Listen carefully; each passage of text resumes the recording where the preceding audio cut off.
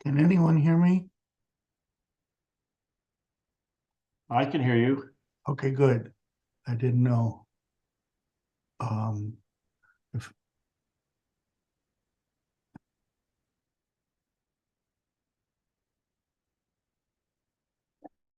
I can hear you. Okay, good. I didn't know. Um,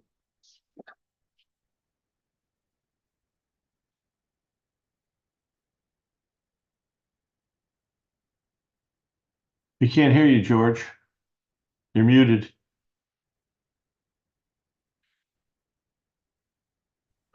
Now, Scotty, you're Yes. you're very much backlit.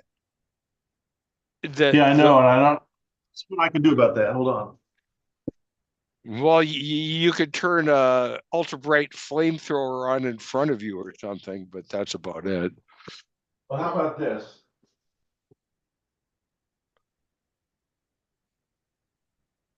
That still doesn't really do it. Hold on. That's better. Hi, Phil. I Now you got video. I sure do. Okay. And John does under whichever alias he wants. Okay. Okay, that should be better. Except I still got some brightness over there. Let me work on that. That's much better. Yeah.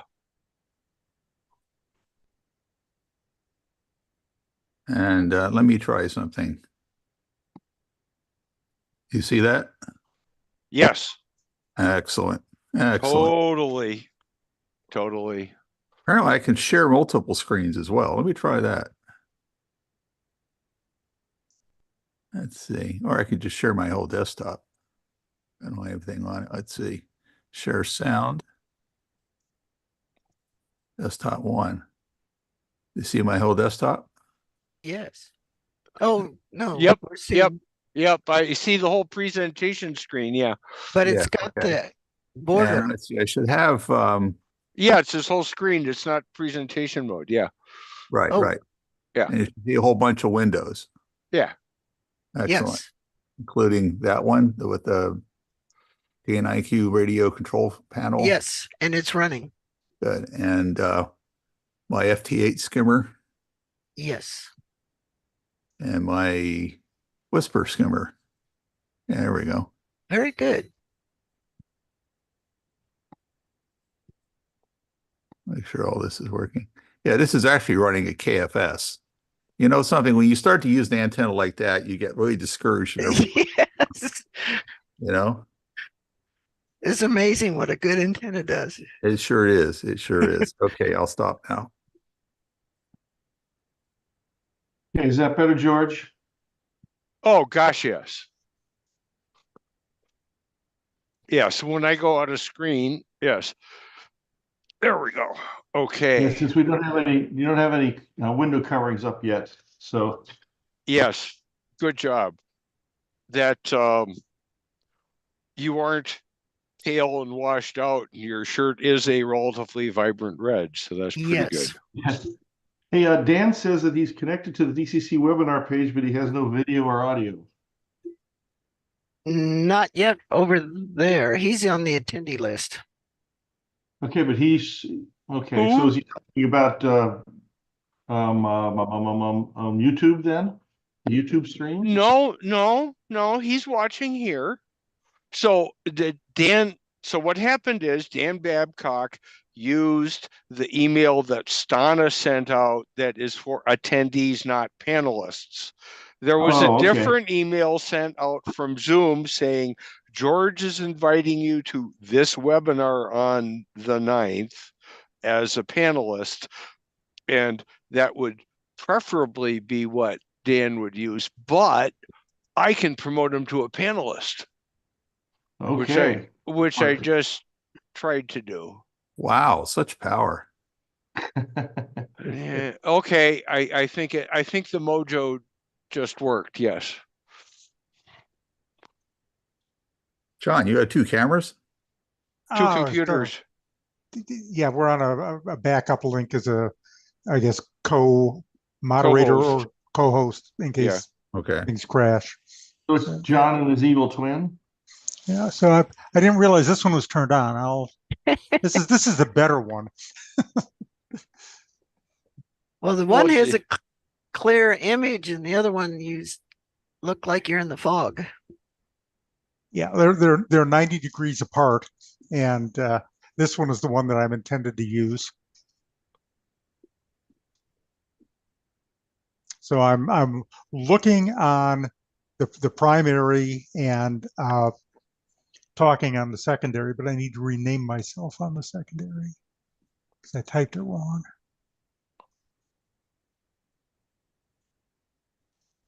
And John N8IR second link. Yes, that's N8IR, huh? You got a new call sign too. IR who IR. You So- are who you are. Yes. George, You know how it is? Jason Reich is on the attendees list. He could be promoted over. Can't you do that? You're a co-host. Okay. Well, I'll learn. So if you Promote to promote to panelist, yeah. Did he come over? It can take a bit. Okay.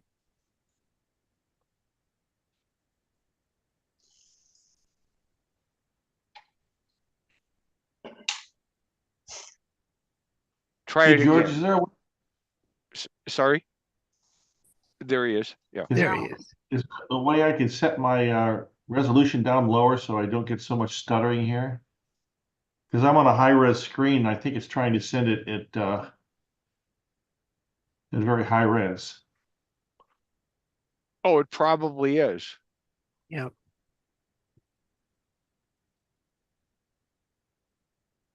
So I went to the camera setting, I set it to HD, that should work, right? Set it to what? Set it to HD as opposed to original ratio. Yeah, probably.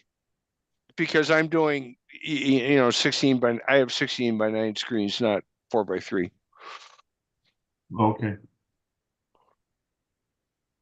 So Scotty, do you have a welcome slide deck? I do. Let me bring it up here.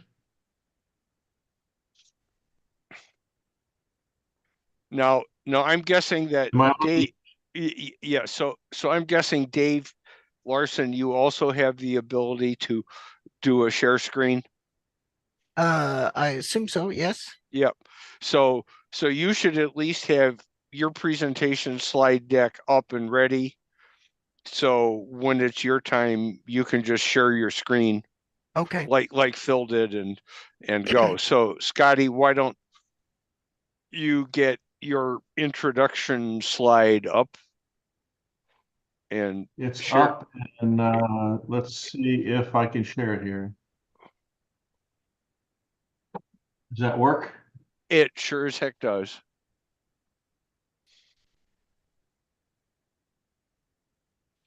Bye.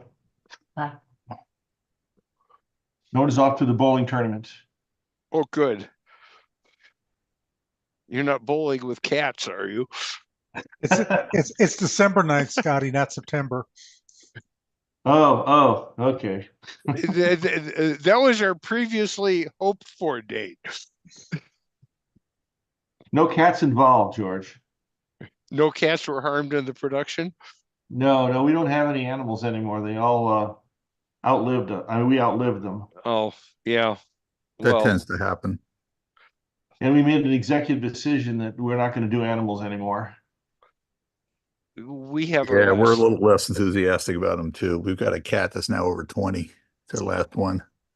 Yeah, my we- last one, our last one lived to be 19 and a half, and Yeah, our daughter's was 20, and we had to put her to sleep. Not the daughter, the cat, a couple of weeks ago. And we still have one left who's about 14, and that we think she'll be the last. Yeah. Brother of the cat we still have disappeared while we were in Europe in 2019. And that's the second cat we've had. It just disappeared. It would really be nice to know what happened. They somehow got out the back door. oh, that's unfortunate. Yeah. They are devious. You kind of know what happened, but still, Coyotes have lunch. yeah, and they're spotted there and herded around here. Yeah. Or pumas. You know, there's all kinds of stuff in the hills of California. Yeah. Well, it's the city of San Diego, but yeah, I It mean, is still they- the hills of still pretty darn wild.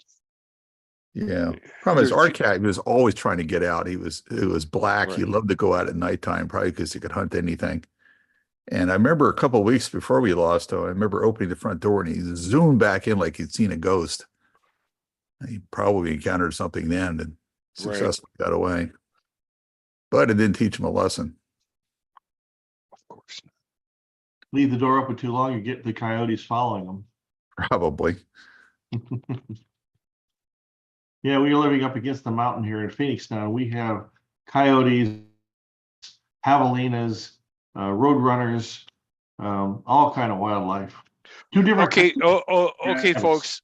We should get our talk centered on DCC because we're 1 minute Yes. from welcome. 900 Pacific. I'll mute my microphone. The phone calls for my wife. I muted my phone. I'll mute my audio. Okay, everybody but presenters mute.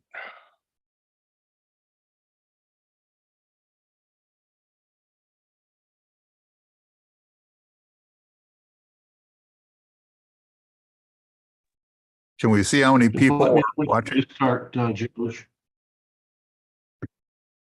We have 33, 34 attendees.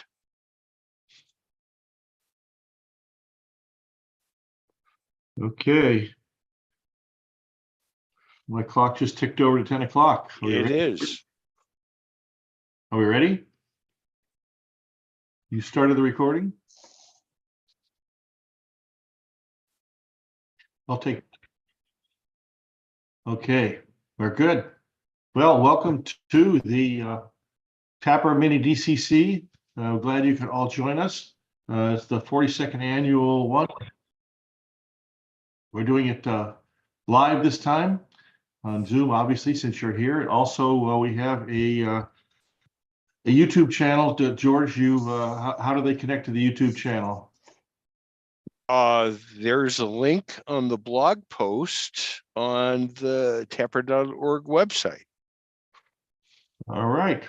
So there you go. If you want to listen there, that will work. And I just want to welcome everyone again and thank the Tapr board members and others who really put this together kind of at the last minute that really helped make this possible. And of course, all of our presenters. And I've got the Tapr board members listed twice, so I guess they get a double thank you. Anyway, normally Steve would announce the two most important things for the DCC is where are the restrooms and when is lunch. But since if you don't know the answer to those two things, you probably have other problems that I can't solve. So we'll just continue on, assuming you all know where the restrooms are in your own home.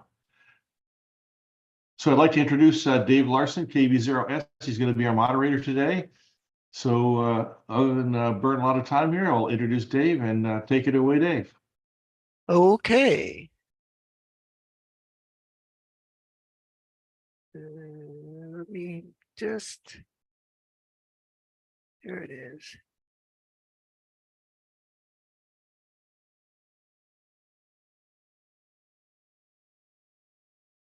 Sorry. Okay, here's.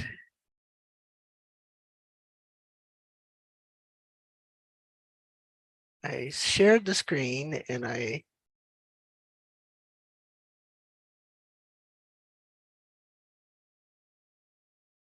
All is good. is it going? Yes. But where's my button to go forward?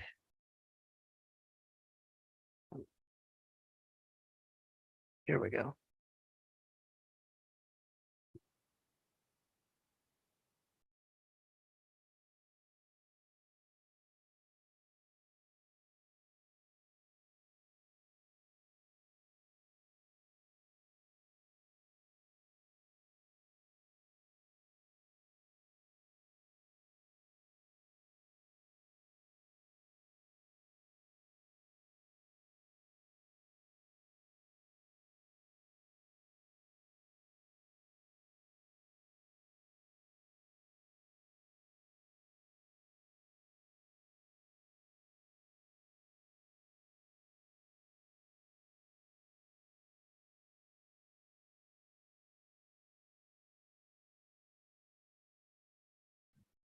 Go ahead, Dave. Is it playing? Yes. Yes, you're on your Tangerine SDR status slide. Oh. Sorry.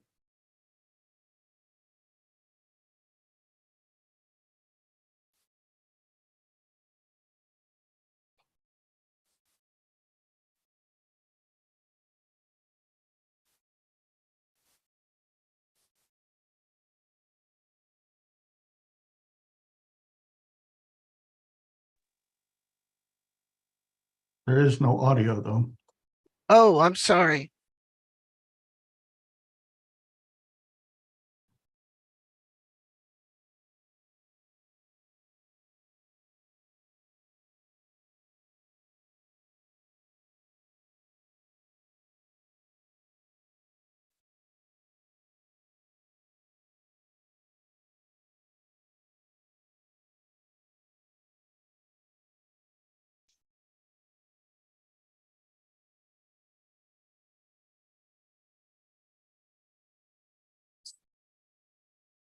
So is there still no audio? Yeah, I don't hear any audio myself. Okay. Sorry for that. I had not practiced this part. So, Tangerine STR updates.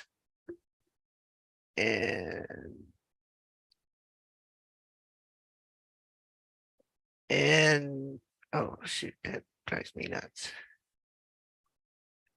Let me go back. Let's see.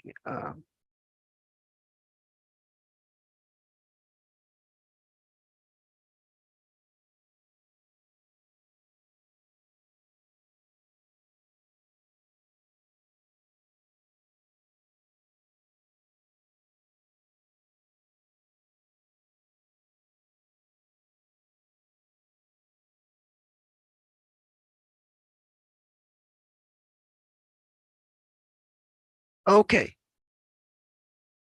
Are you there? Can we hear you?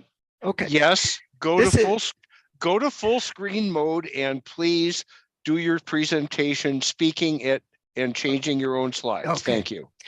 Tapr issues and updates. My name is David Larson, KV0S.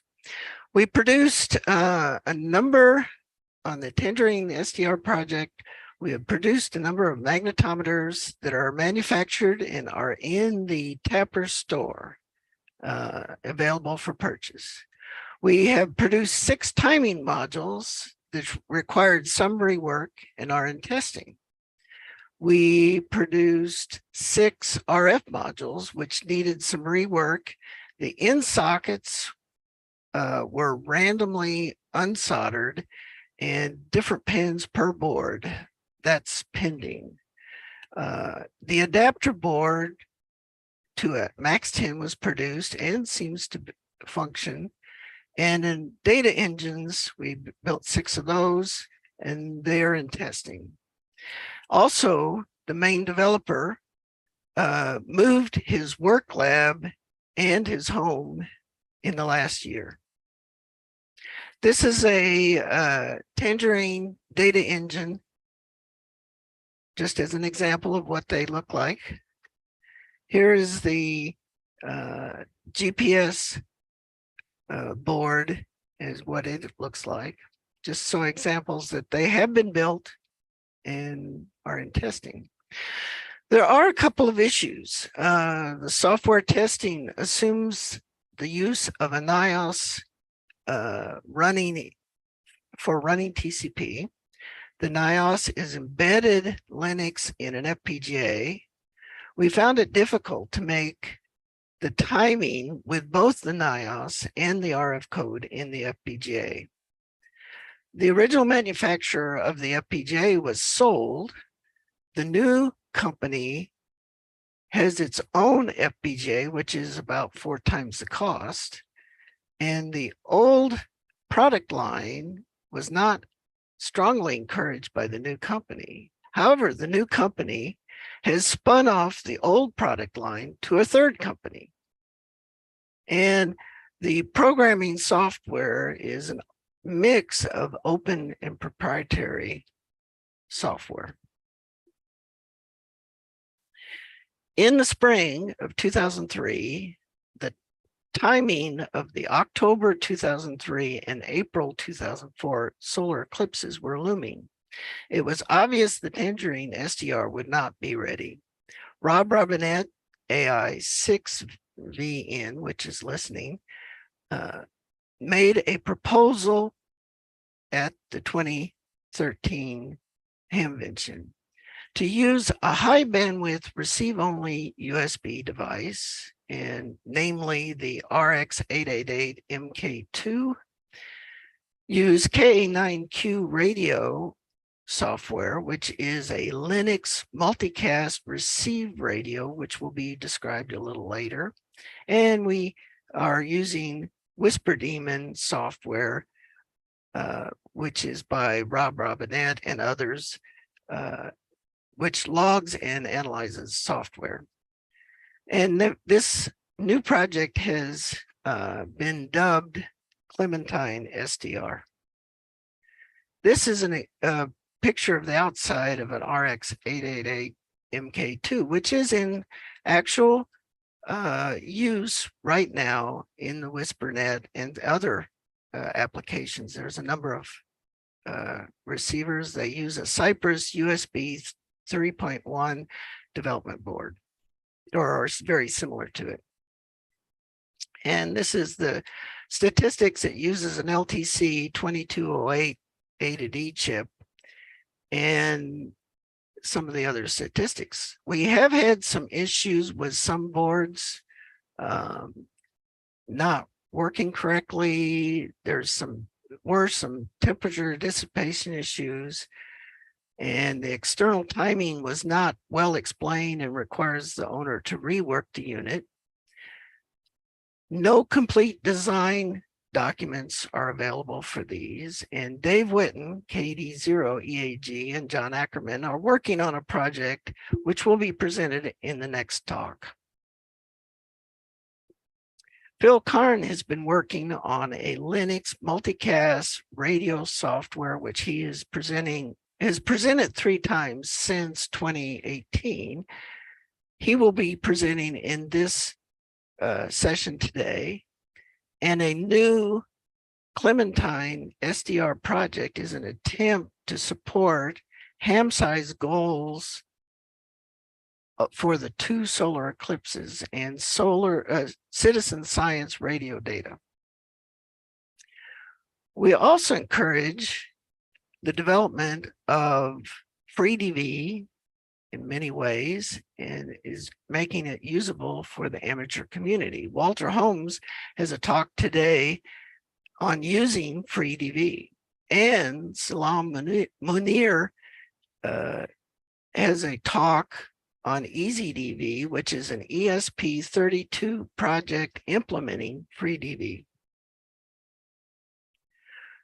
Tapr has also had a long history of supporting APRS. Bob Bruniga, which is SK, has had a long history of working with Tapr. We are working to strengthen the ties with the APRS community, and today we have a presentation by Jason Reich, ESK for APR, on his ESP32 APRS device. After today's mini DCC, we will have a Tapr general meeting. Please participate and have your voice heard.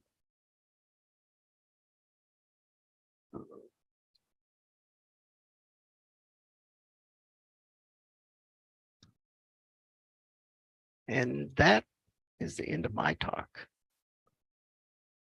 Thank you, Dave. Are there any questions for Dave from anybody or?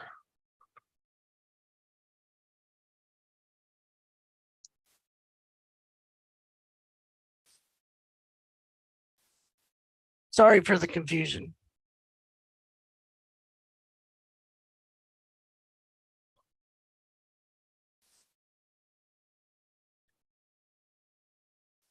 Not a problem. I guess we'll roll ahead then and move on to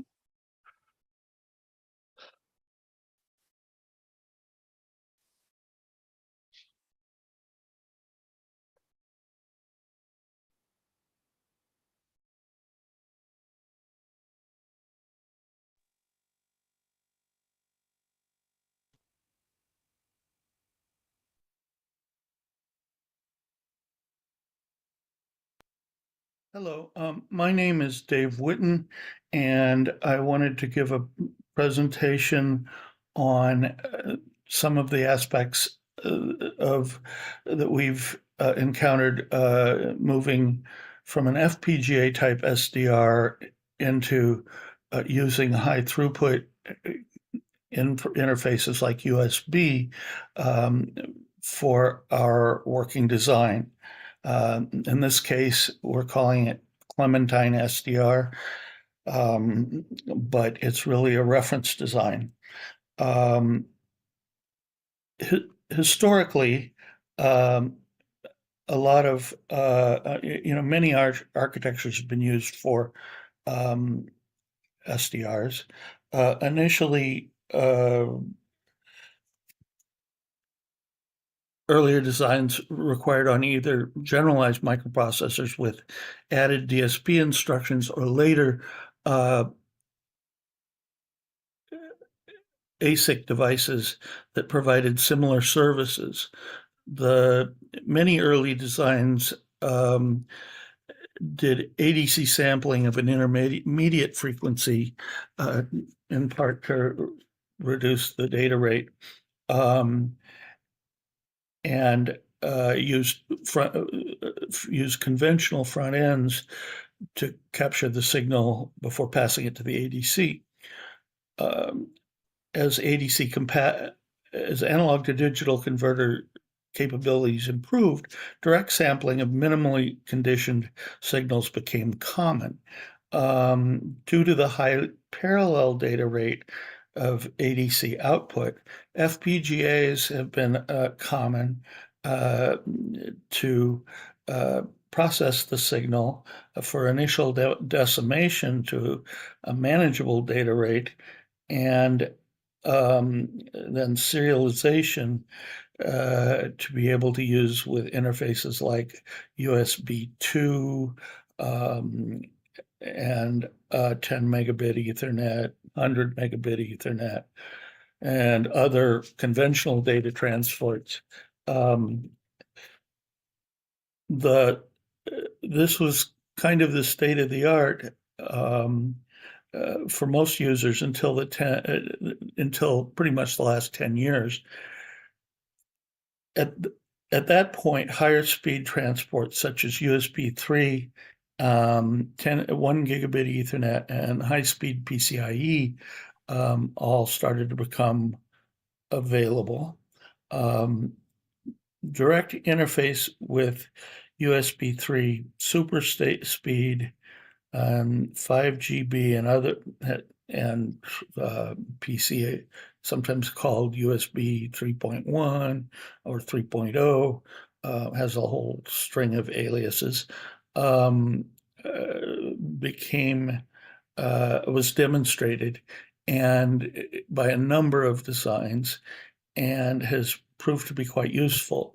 It's doing this substantially reduces the cost of development and the overall complexity of the RF components of the system. The HAMSI project brought with it a number of constraints that we sought to address initially with an FPGA-based design. We wanted broad applicability for both amateur and scientific uses. We thought the larger the bandwidth available, the better, for various reasons. Precision time was needed for distributed measurements at multiple sites simultaneously. Flexible design is always good, and costs needed to be contained, if not quite cheap, to allow for wide distribution amongst multiple users. We needed and wanted and actually found some very powerful software that assists us in many of these goals. And of course, we want to produce great documentation. So we worked for a long time on an FPGA-based design and a very nice radio front end. But unfortunately, the usual suspects, COVID and the supply chain chaos that it caused, really put a kibosh on an awful lot of our best laid plans.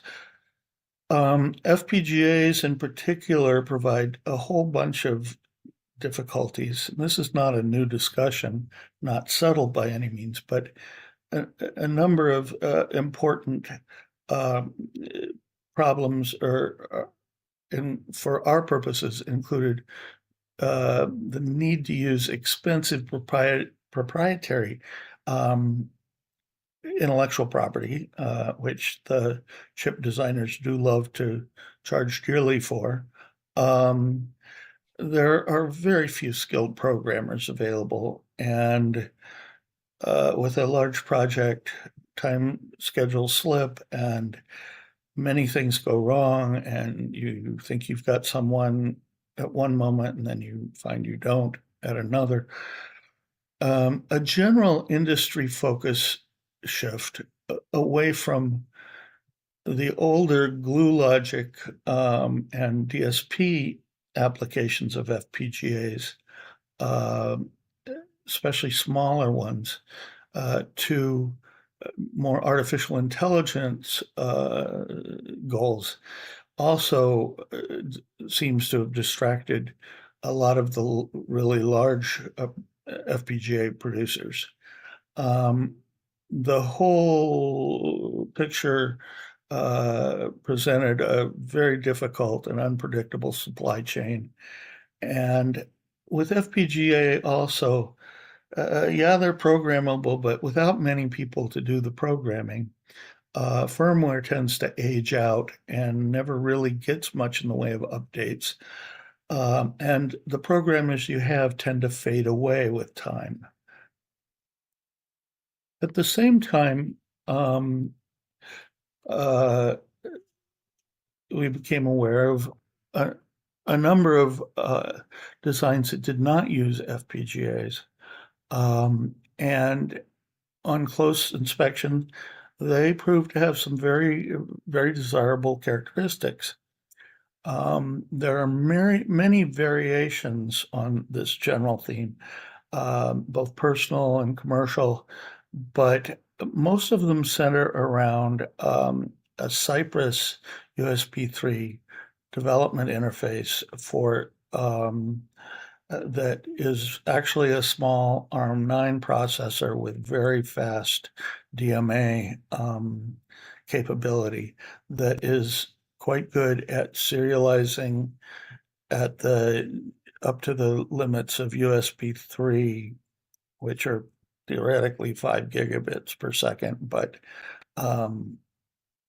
somewhere in that range.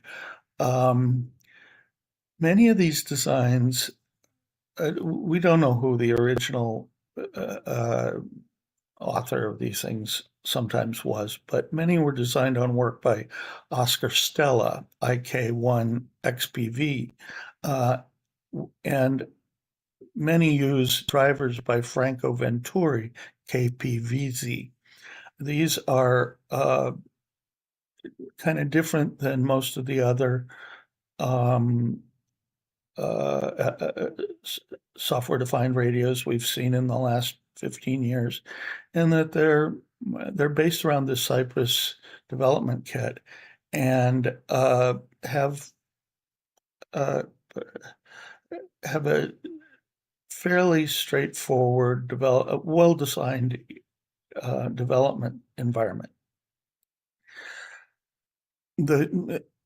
For our purposes, for the purposes of HAMSci, we're building hopefully a reference design based largely on Oscar Stella's early work that uses an LTC 2208 ADC, which is not a new chip by any means. It's what was in the OpenHP SDR and many other designs, but quite a good and proven analog to digital converter. And of course, the FX3 SI USB 3104 development module that provides us with USB 3.0. The ADC presents a 16-bit parallel interface to the Cypress kit, and the Cypress kit handles the serialization and the protocolization of the USB. And has quite a flexible design interface. Other components have kind of been separated out of the primary design. There's one very important one is the clock, which is principally intended to be the GERT clock that John Ackerman has developed with Glenn, with another person. There's other components have been deliberately abstracted from the design so that they can be evaluated independently. Say a front-end preamp, a low-pass filter, and other devices that may be at this point we don't know exactly yet. Attenuators are common in some of these designs to allow selective attenuation of signals.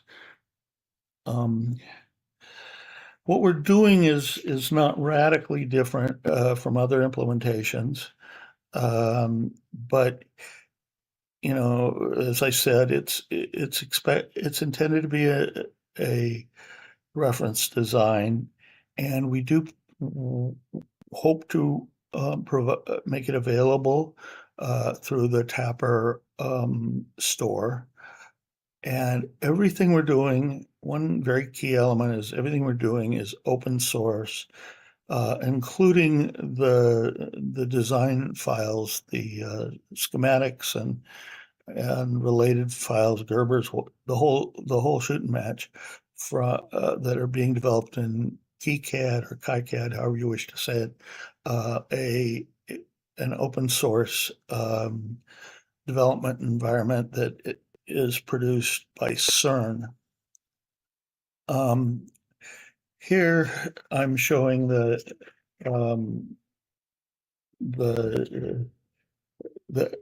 current state, the current development environment that I'm working with, which is essentially one of these Cypress development kit modules and an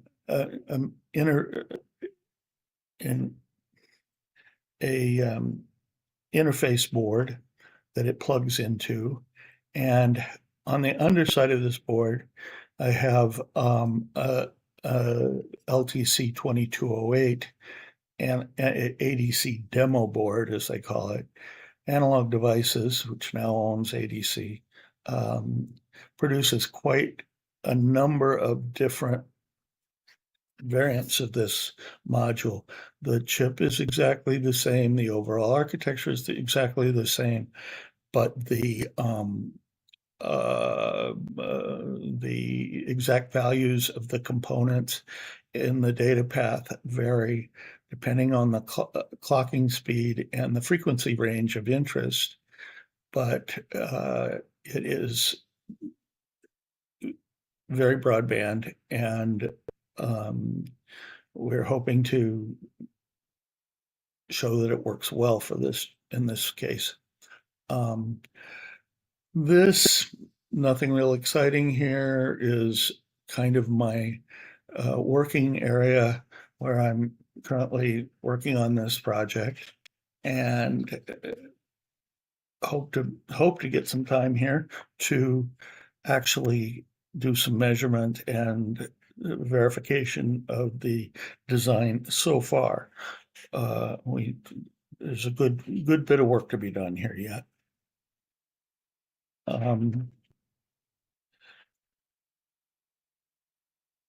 This slide is really just summarizing with some other aspects of all this. The USB 3, especially 3.0 or 3.1, whatever, is definitely not the end of the road as these sorts of interfaces go.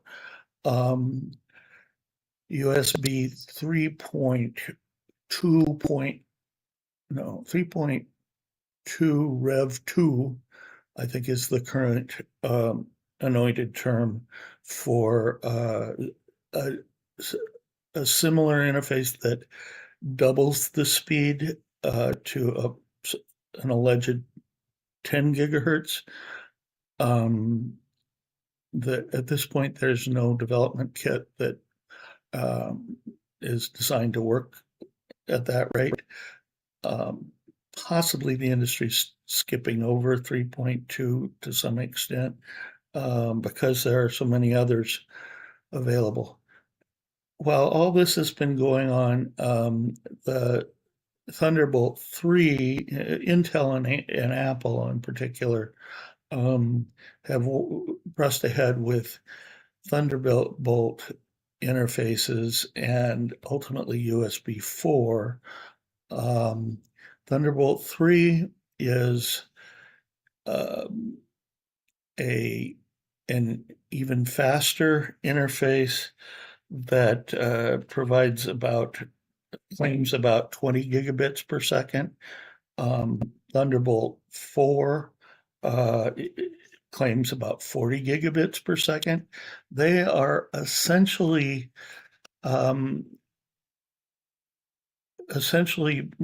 bringing out the entire 4 lanes of a PCIe bus through a cable and making it available to from remote use away from the main body of the CPU.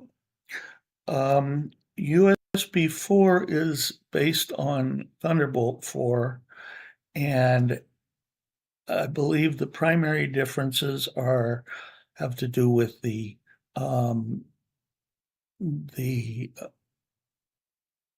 certification by the USB-IF, the USB Interface Design Consortium, and also some of the protocol handling that's layered upper layers, because most of these are also used for video and high-speed storage and everything. Ultimately, USB 4 is intended to be the one cable that provides everything, power and the whole shooting match to whatever you want to do. The only really certified USB 4 implementations I've seen are on Apple devices. Intel had been blocking AMD from marketing even Thunderbolt devices, I believe, until recently, and they opened up some of the fundamental specifications. AMD had chipsets that actually implemented it, and the minute it was official, people found that they could do it. But USB 3 and 4 USB 4 is very fast, and now there's even a 4.1, and they're working on yet another 4.2 or something. I don't remember. USB 4 is technically being based on Thunderbolt 4 is essentially a 40 gig interface, and USB 4.1 is claimed to be an 80 gigabit interface. I think this is far gross overkill, in fact, for the needs of for present needs. But it never fails that somebody will think up something to use it for. What this does do is allow the creation of of powerful RF interfaces that are physically separated from the noisy environment of the inside of a PC, but without the constraint of the usual constraints on earlier means of getting data to and from that box. Another approach is PCIe, and really all of this stuff sits on top of PCIe in one way or another. But most of the single board manufacturers working in the higher end of chips are now implementing one or more PCIe interfaces. Even Raspberry Pis on the Pi 5 have one officially brought out, and it's a one lane, and the CM for the commercial module of the Pi 4 also had it accessible. You kind of have to rob Peter to pay Paul by turning off some other features. But PCIe, essentially it was found that the PCIe lanes, as they're called there, which are essentially high-speed serial channels, were capable of being routed over copper for at least a distance of a meter or so without too much difficulty. It takes somewhat expensive cables, but they are becoming available a lot faster than actual PCs that support this stuff. Intel has some very inexpensive support chips on the PC side, but at the present time, there isn't anything that looks real good to me. I haven't seen that gives us access on the SDR side of the equation to these various parts without implementing something in an FPGA. In my opinion, using an FPGA is not maximally desirable. It's certainly more expensive than would seem necessary, but it is not entirely unacceptable if all that is done in the FPGA is essentially the serialization of the analog output to the rest of the system. Doing other things like Ethernet and substantial computing in the FPGA really seems to be asking for trouble and expense. And at this point, it varies between different manufacturers what the terms are that they allow use of their IP to just do the SERDES, the serialization and deserialization part that is needed to support PCIe lanes that are usable for us. One interesting chip that just recently has started to appear, well, it's not the chip isn't new, but an interesting board that has kind of strikes me as having potential, though I still haven't found out all the marketing details, is the Beagle 5 Fire, it's called, which is really a RISC-V, 4-core RISC-V CPU running at 600 megabits per second that is implemented inside a microchip, formerly Actel, FPGA, that is implemented on a BeagleBone style board. Costs about $150, and it has a syzygy connector that makes the PCIe lanes accessible for expansion. I'm kind of watching that to see what happens there, but at this point, there's not enough published information to, even though I have one of the boards, there's not enough real information to be clear on what Microchip's intentions are around licensing of anything that's needed. But that would be acceptable in the sense that if only one function that really doesn't change over time is all it's really being used for, essentially what you have is something that's equivalent to the Cypress development board, except that it's capable of using, in that case, up to 3 lanes of 12.5 gigabit per second data transfer. This is all way beyond current needs, but still, if we could just kind of use that and rubber stamp it, it would seem to be very conducive to flexible designs using the powerful software that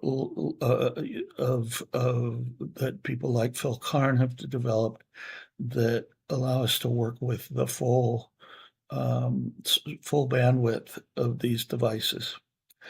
Anyway, that pretty much wraps up my little speech, and I thought I would end it here. Thank you very much. I'd be happy to take questions if anyone cares to. Questions will be immediately after Hi. John's Dave talk number and one Phil's has told talk. you about our pivot away from the Tangerine SDR concept toward a really neat new architecture and software-defined radios. And Dave number two has told you about the Clementine SDR, which is our implementation of that architecture. We also wanted to have a low-cost frequency reference to go along with it, and that's what I'll be talking about for the next few minutes. The new project is called GERT, which stands for Glenn's Excellent Reference Thingy, and Glenn is Glenn Elmore, N6GN. And I need to stress he is not responsible for that name.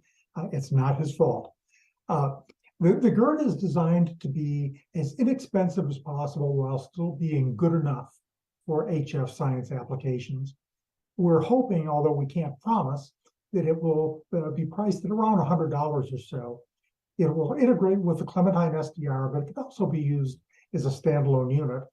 Glenn did the original hardware and software, and I've been working on some hardware changes, and very importantly, George, K9TRV, has been working on the software, which has required a lot of changes because we've changed the computing hardware that we're using. And I'll be talking a little bit about that later, but George is working really hard trying to get this code under control. So why are we doing this? There are lots of GPSDOs out there, but very few of them can generate the kind of oddball clock frequencies that a lot of SDRs require. For example, the Kiwi SDR wants 66.66 megahertz. The RX888 wants 27 megahertz. Some of the ICOM radios use, I think it's 49.152. So if you don't have a reference source that can provide that frequency directly, you need a synthesizer or something else in the middle. One GPSDO that can generate those frequencies is the Bodnar Mini, which is a really great product. I can't really recommend it too highly, except that it's about $160. And the Tangerine clock module we were working on was going to be over $200. We wanted much cheaper than that.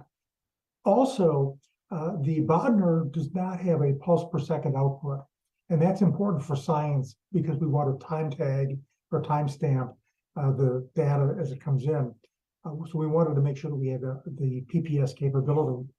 And with all that in mind, could we make something that would do the job that's accurate, stable, clean enough for HF science, while still being inexpensive enough to differentiate itself from what you can already buy. In a nutshell, GERT has two output frequencies from 8 kilohertz to about 160 megahertz or even higher that you can program. It's very modular in design. The GNSS or GPS module plugs in, so you can use different kinds of GPS. The onboard oscillator module also is a plug-in, just a little circuit board that when you assemble it, you can put on either 25 or 27 megahertz. And one or the other of those might be better for the output spectrum, depending on the frequency that you're primarily targeting. You can use it without a GPS at all by providing a 10 megahertz input if you already have a GPS DO. And that can give you a really nice clean output at the frequency that you need and reduce the cost a bit. It's on a 50 by 100 millimeter board, takes 5 to 9 volts via USB-C, and it does have that hardware PPS output that we wanted. The design is kind of interesting. It's very different than what I would typically do. Glenn is an RF engineer, not a time nut, and he approached it from that perspective. Excuse me. He takes advantage of the fact that modern GPS modules have a time pulse output that can do not just 1 pulse per second, but up to 10 megahertz or more. So it can directly generate an RF frequency. Problem is it's very, very noisy. There's a lot of spurious responses and it's lots of jitter, and it's just an ugly output. So he took the idea of a cleanup oscillator that's commonly used in clock systems and oscillator designs. It's a phase lock loop that will take that noisy input and clean it up using a crystal oscillator as a quieter reference.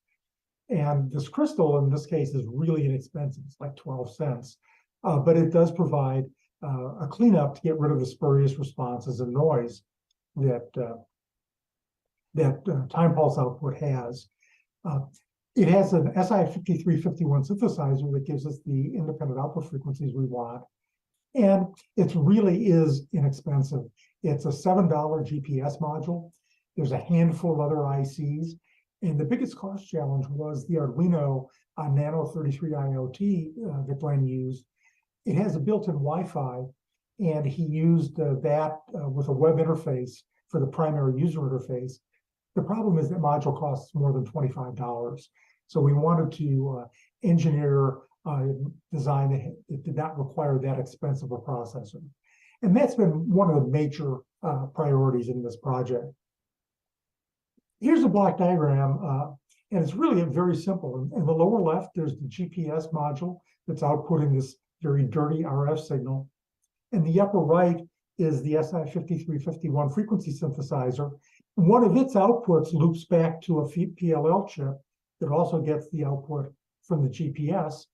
And that PLL steers the 25 or 27 megahertz oscillator, which then feeds into the 5351 to control its frequency. There's also the provision for some digital frequency control from the processor, so we can provide a very simple form of temperature compensation, for example, via that system. It's a very, very simple design. It looks more like a radio than a time nuts kind of thing, but it seems to be just what we need for this project. Now, it does have limitations, and I'm all about truth in advertising. So in this design, we have fairly modest phase noise and short-term stability, really designed for HF. And it works very well for HF. For example, you doing FST4W decodes, which requires very stable frequency, works just fine on HF.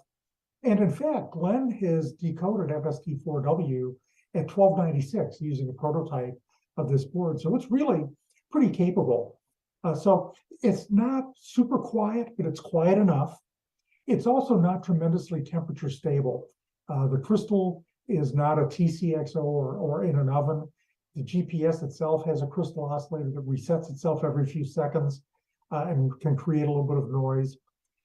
So this isn't designed for wide environmental ranges, but if you're in a typical indoor application and you maybe use a little bit of insulation and put it in a box to keep the drafts away, it works fine. We do generate a pulse per second, but we have to do it in a little bit of a roundabout way, given the capabilities of the receiver. So that limits the absolute time accuracy we can get. It's probably going to be in the range of 10 or 20 milliseconds against UTC rather than a handful of nanoseconds. But that the time pulses are very stable. It's just they're not precisely accurate the way a hardware GPS pulse per second might be. Also, there's no provision for holdover if you lose the GPS signal. That was a big deal in the early days, but today there are so many satellites and multiple constellations, and the receivers are so sensitive that you are really not likely to lose lock unless there is some kind of GPS jamming going on, in which case you probably have other things to worry about. So as long as you have an outside antenna, the lack of a holdover capabilities not really a practical problem. I can't do a presentation without plots of frequency and things. So here are some. The top shows the GERT prototype in blue, and the violet line is a Bodmer mini GPSDO. And this is looking at a 10 megahertz output over a span of 24 hours. And you can see that the GERT output is very much noisier than the Bodmer. However, if you look at the scale, that is plus and minus 1 hertz at 10 megahertz. So almost all of that noise is within a couple of hundred millihertz. So it's actually very, very close. And this is looking at samples taken 100 per second. So we're seeing any kind of very, very, very short-term noise. If you zoom in on some of those larger peaks, what you see is that every 20, 40, 60 seconds, there'll be a couple of very, very short pulses of slightly different frequency. That's when the GPS module is correcting itself. And these are larger than the average offset, but they're extremely short. And unless you're doing very wideband monitoring, you really won't see this. It's largely invisible in most applications. Finally, the bottom shot is that same 24 hours, but averaged to take a lot of the noise out. And what's interesting here is that you can see that the GERT frequency is basically spot right on exactly 10 megahertz. Well, the Bodmer frequency is a little bit off. It's about 1.5 parts in 10 to the 11th low. Now, I want to stress that is invisible for virtually all applications. The reason for the offset is a very good design decision that Bodmer made to reduce the noise output. So this offset is not a problem, but it is interesting that the GERT is able to produce precisely on frequency at 10 megahertz. So that's what it looks like it's capable of doing. Where are we?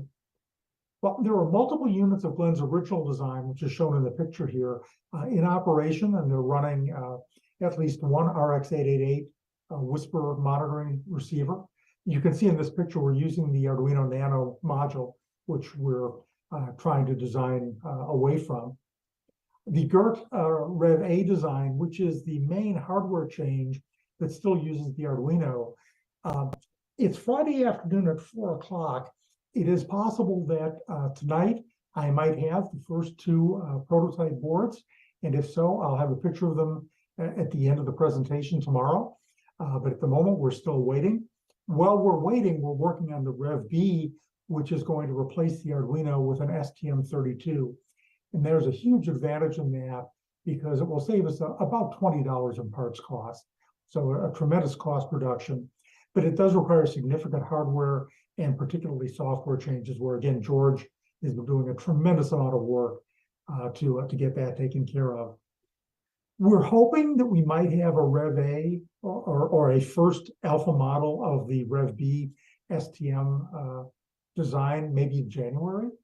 And if all that goes well, we might be able to ship at least a quantity of beta units before the April eclipse, but we certainly can't promise that since we don't have the Rev A hardware even in hand as I'm speaking. So we're coming along though. We think it's going to progress quite well. I mentioned at the beginning the Tangerine clock module. We've built prototypes of this and it works. It's a very nice design. it just wasn't really practical to go along with Clementine because of its expense. And also, it's a bit more difficult to integrate into the system. But we want to come back to the Tangerine Bach module later. It's not a dead project by any means, but for the moment, we're not focusing on it. And last little sideline I want to talk about is I mentioned that the GPS module is literally that. It is a module, a plug-in unit. I've designed a breakout board for GPS experimentation that is called the UGLY, the Universal GNSS Listener Interface. It has that same form factor for the module, so you can plug different kinds of GPS into it, and it provides access to basically every signal that the GPS can produce. We're probably going to make these available for those who are interested. It may not be a high volume product, but it's a really handy thing because it lets you get at pretty much anything the GPS can do. Lots of flexibility, plus you can plug in different kinds of modules. Now, if we're lucky, you will be seeing a picture of the GERT right now instead of a slide that says, is there a picture of GERT here? If there is a picture in front of you, I don't know quite which way it's going to be pointing, but at one end you'll see there's a plug-in board that has an SMA connector. That's the GPS board plugged in. At the other end is the Arduino processor that will be replaced later with an onboard microprocessor. In the lower right, you'll see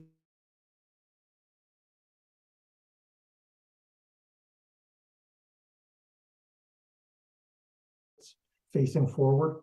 Another connector for the second output faces up so that inside an enclosure you can get the signal to a board sitting next to it. On the top of the board, there's another SMA, it's the PPS output, and there's an empty socket there that's where a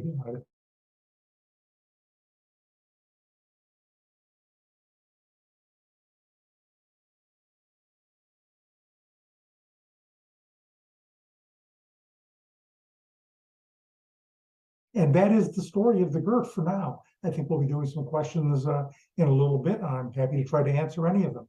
Thanks a lot.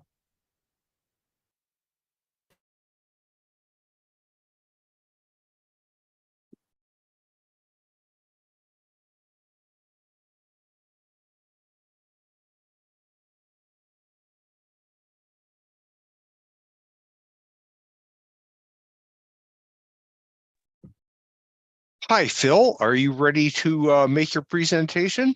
Indeed, I am. There were some dropouts just now. Was that whose end was that on? There was some dropouts because I was changing the screen share to show the image and crap. Okay. I thought I was sharing the monitor. It turned out I was just sharing the program on the monitor, so I couldn't just put the JPEG on top and have it there. So, Got it. okay. So I'm ready to go. Okay, just a brief comment. We'll have a combined Q&A for Dave Witten and John Ackerman and Phil Karn at the conclusion of Phil's presentation, and then we'll have a break until 2 o'clock Eastern time. Go ahead. Okay. All right. I'm Phil Karn, K9Q. This is an update and a short demo of the K9Q radio project I've been working on for a while. And as you heard, I've spoken about before. I'll try not to repeat a lot of the information that I gave last time. You can always ask me questions later or consult the source code or whatever. This is where you can get the code. It's on GitHub. I tend to have bursts of activity on there, like I think most projects, but right now it's relatively stable. At least the core part is relatively stable. Okay. What is K9Q radio? Well, as I said before, it's a multi-channel software-defined receiver and toolbox that uses IP multicast for interconnection. It's based on an algorithm called fast convolution, which is how I'm able to do this stuff so fast without using FPGAs and doing it on general purpose hardware. So no FPGAs. I'm not even using GPUs, although I might in the future. What surprises me so far is just how much I'm able to do without either of those things. Hey, Phil, we're not yeah. seeing your screen. We're not seeing anything. Yeah. I'm screen sharing. Hmm. It says you George? are screen sharing. Nice black screen. It's a black screen. Oh, that's weird. It Let me try. wasn't before. Before we were seeing your desktop, but I think when you went into presenter mode, it went away. Oh, that's interesting. Why would it do that? Oh, well, I'll just stay. Okay, can you see it now? Just no, not yet. Hold on a second. Let me make sure I'm sharing that screen. Keynote. Share. Do you see that? Yes. Okay, I'll just stay in preview mode then. Okay, so that's the slide I just talked about. It runs just on general purpose machines using their vector instructions. Both the x86 and the ARM have a very nice set of vector instructions. On ARM, it's called Neon, and even the Raspberry Pi supported them for some time. Some performance figures. A Raspberry Pi 4 can easily handle a single band on VHF or UHF using the AirSpy R2, which samples at 20 megasamples per second. Pi 5, and this is new, it just did this a few days ago, can handle an RX 888 running at half sample rate, that is 64.8 megasamples, and but still be able to grab everything up to 30 megahertz in one fell swoop, which I think is pretty impressive. And it doesn't even take that much to handle the RX 888 running at full sample rate, roughly 130 megasamples per second, which will add on 6 meters in low band VHF. So I think that's pretty impressive, actually, what I'm able to do entirely in software. So I've thrown around the term fast convolution a few times. You can just think of fast convolution as being a way to do filtering. It's related to a method that some of you may have heard about called a polyphase filter bank, except it's a lot more flexible. It's a little more costly if you have a large number of channels, but for, I think, our purposes, it's the flexibility wins out. You start by taking an FFT, a fast Fourier transform of your A to D data blocks. This block is typically 20 milliseconds long. This is an expensive operation, but the really cool thing about a fast convolution is that this expensive FFT can be shared by all the receiver channels, and the receiver channels themselves take almost nothing. So you can have hundreds and hundreds of receiver channels all in one common front end once you pay the price of this expensive forward FFT. So the way a channel works is you select the frequency bins that contain the channel you want. The number of those bins determines the output sample rate and also how much CPU loading there'll be. You take those bins, you multiply them by the fixed response to the filter, the passband filter that you want, convert it back to the time domain, perform a fine frequency correction because the bins are, finite width. And then that's it. I mean, I'm glossing over some of the math details, but it really is almost as simple. It's like grabbing a piece of a waterfall and then turning that back into audio. Okay, the core of K&IQ radio is this daemon called Radio D, and the core of that is the FFT W3 package at MIT, and that's responsible for all the speed. I can't take any credit for FFT W3. They did all the work. It's very widely used. It tunes itself for your own CPU and memory configuration, and I still can't get over how fast this is. Because it's a daemon, it's started up by the Linux system control daemon, systemd. It reads from a configuration file. It does not really have an interactive interface for configuration, although you can send it commands to dynamically create and control channels. But right now, most of the channels are statically defined in this configuration file, and I'll show you an example of that later. All connections to the front end are via USB at the moment, because that's what all the devices seem to speak. All the output and control is by IP multicast. The output is streamed using the real-time protocol, which is the standard for voice over IP. So it's very widely implemented. I mentioned it has a separate channel for commands and responses, and that it can also you can also create and delete channels on the fly. I have 3 demodulators in K&IQ radio that cover pretty much all the use cases. Actually, there's a 4th one. I guess it's a pseudo demodulator. Talk about that in a bit. The one you use on HF is the linear demodulator. It can do all the modes that require a linear demodulator, like AM, where you look at the envelope, SSB, where you use an asymmetric filter and then just look at one of the components of the complex signal. You can get raw output from the baseband down converter for external programs that need it, usually data decoders. It's narrow. It can do filters narrow enough to do CW and so forth. There's a phase lock loop that can be turned on optionally to track a carrier, for example, to listen to broadcast AM with carrier, with synchronous carrier. You can also use as the carrier squelch. I use that on aviation radio on VHF. It has a fairly elaborate AGC that I've worked on for a while.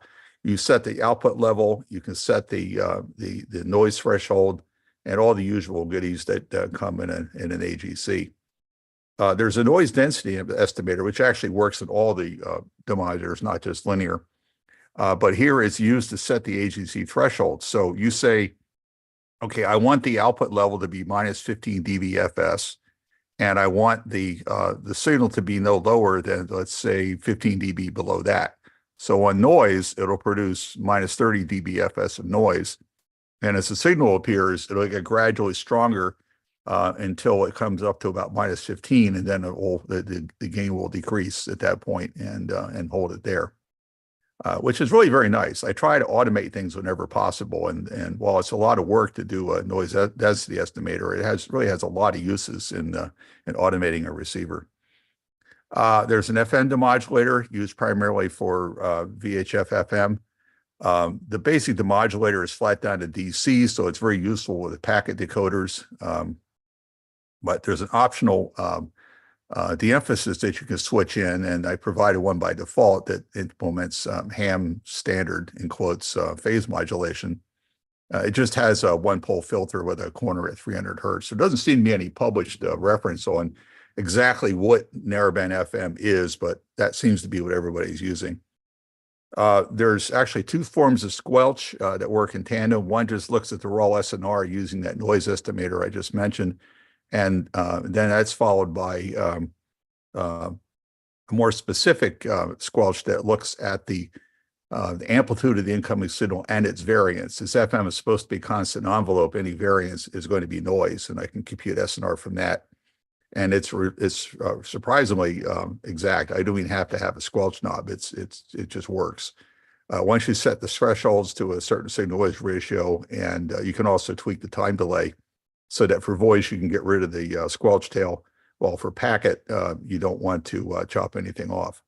I've been playing around with a threshold extension technique that will blank out popcorn within a couple dB of the threshold. That's experimental.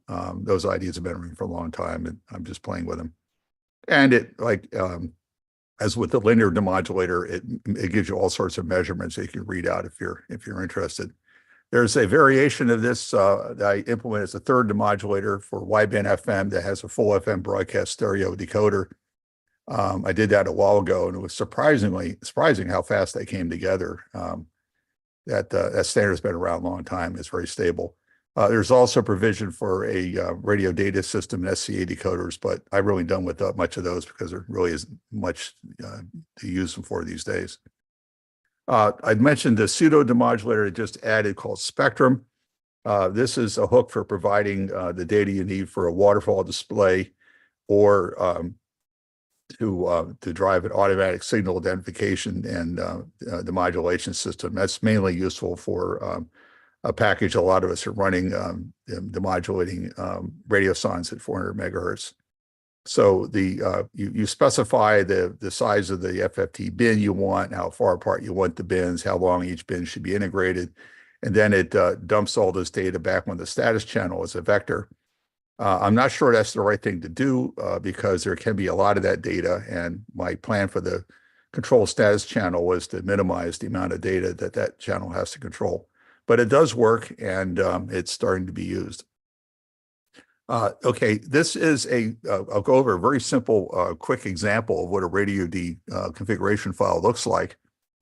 Because this is multi-channel, the usual user interfaces that you would use on a SDR, single channel SDR, don't really apply. This is really meant to be a turnkey server for most of its applications. So you really use this this configuration file as your user interface. There's at least 3 sections.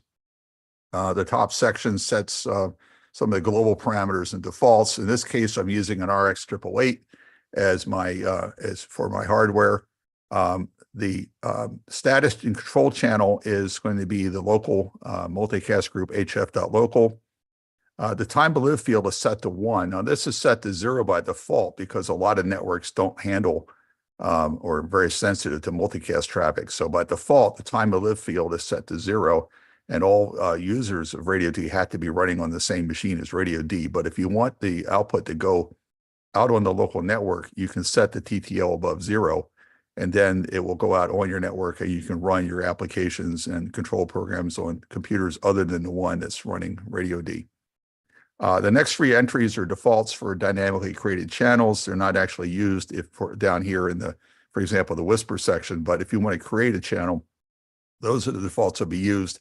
However, once you create a channel, you can change them if you wish. The hardware is described in this section, which happens to be an RX 888 that you've already heard about.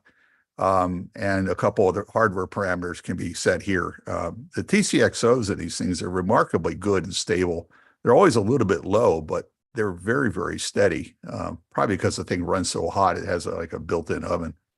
In this case, I'm using it half of its available sample rate because of thermal problems in the RX 888, and also because I basically don't need a higher sample rate to capture all of HF.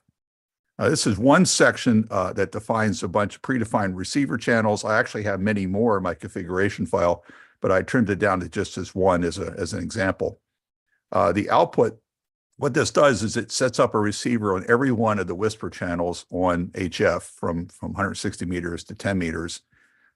It sets a filter to 1300 to 1700 hertz in audio above these carrier frequencies in upper sideband mode, which is the standard for all the JT modes.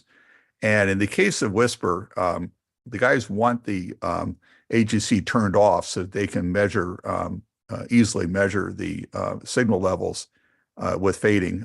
Normally the AGC would be on and you would not have to set the gain. And so that's basically all you need. And if you have dynamically controlled channels, you don't need to have one of this channel. The only one of these sections, the only required sections are the global section and the section that defines the front end. And the rest could actually be started up by the application programs at runtime. So these are the front ends I support right now. The support is linked in to the front end. I wrestled with this for a long time, but decided that this was really the fastest way to go because anything else ends up using a lot of overhead to get data in and out through especially a separate module. And I'll talk about that in a bit. So the first module I worked with, which is now obsolete, is the old FunCube dongle. I support the very widely used RTL-SDR, although I don't make use of it heavily myself. I support both of the major AirSpy models. I've been using the R2 now for years to modulate all the FM channels, narrowband FM repeater channels in my local area, one AirSpy and Raspberry Pi per band. I support the AirSpy HF, which was my favorite HF front end until the RX 888 Mark II came along, which is a real find. We've already talked about that, so I won't go into details. K4VZ has a fork of my code that supports the SDR play. I don't support it natively because they don't have an open source library, which I kind of just don't like on principle. And it's also difficult to work with. It makes the code harder to port and configure on machines that don't have it. And I also wrote a synthetic front end just for testing that can generate CW signals, add Gaussian noise, and I even just for the hell of it threw in a WWV simulator that I wrote a while ago. So it gives you what appears to be pure noise with WWV on 10 megahertz or whatever, which is a cool hack. Okay, I mentioned that the front end handlers are now directly linked in. This was a choice that was basically forced by the RX 888 because it's just too fast. And I also discovered, although I started wanting to do all I/O with multicasting, including the A to D data, it turned out it just wasn't all that useful, and it made things a lot more complicated. So all the front ends are now directly linked in, And I tried to make it as easy as possible to add a new front end, but it does require a change to the main program and remaking. And as we heard early on today, it's getting to the point where moving the data around is a lot harder than processing it. And that's a lesson I've been learning a lot over the last year. Here are some of the uses I mentioned already, monitoring the local narrowband FM repeaters. I have Whisper and FT8 skimmers running. I'll show in a bit. I already had for several years now a packet demodulator and an APRS recorder, which we were using for balloons at the high school where I mentored before we switched over to a new FSK mode. It got the attention of Rob Robin at AI6VN, who runs the Whisper Demon network, and they're now using KNIQ radio with the RX888 to replace some fairly large stacks of Kiwi SDRs that were being used to grab all the Whisper channels, since a single Kiwi SDR can only handle about a half dozen or so. And basically, I have no limit on how many channels you can define within the coverage of a given front end. Related use in the Hamside project to monitor Doppler on both WWV carriers and Whisper transmitters that have stabilized transmitters. And this is supporting a lot of HamSci ionospheric research right now. Just recently, Clint K7OEI set up the WebSDR to use the output of KNIQ radio. That was kind of cool. It's experimental right now. I don't think he's put it out for general use, but I play with it and it does work. He configured KNIQ radio to put out 768 kilohertz chunk of each of the HF ham bands, and then fed that into WebSDR, which I think can handle a maximum of 768. And I mentioned earlier we were using this also for tracking radio signs at 400 megahertz and for receiving our own amateur balloon downlinks at around 430 megahertz, both pictures and tracking data. I mentioned the Kiwi SDR stacks. Last summer, we visited OE9GHV's shack in Austria, and this is the first thing I saw on the outside of his shack, and I kind of started chuckling because I knew exactly what it was. Yes, he has a very large stack of Kiwi SDRs inside, and he's fortunately now able to free those all up as he switches over to the RX888 and KNIQ radio running on a single machine. So to connect KNIQ radio to applications, these are some of the programs you would use. Monitor is just an interactive program that you would use to listen to what's going on, like listening to a bunch of repeater channels. If you actually want to connect to an application, I provide 3 hooks. The first one is PCMCAT, which will take one of the multicast output streams and just pipe it to standard output. So you can pipe it into a program that wants to have PCM baseband signals or audio. PCM record is similar, except it writes to a WAV file.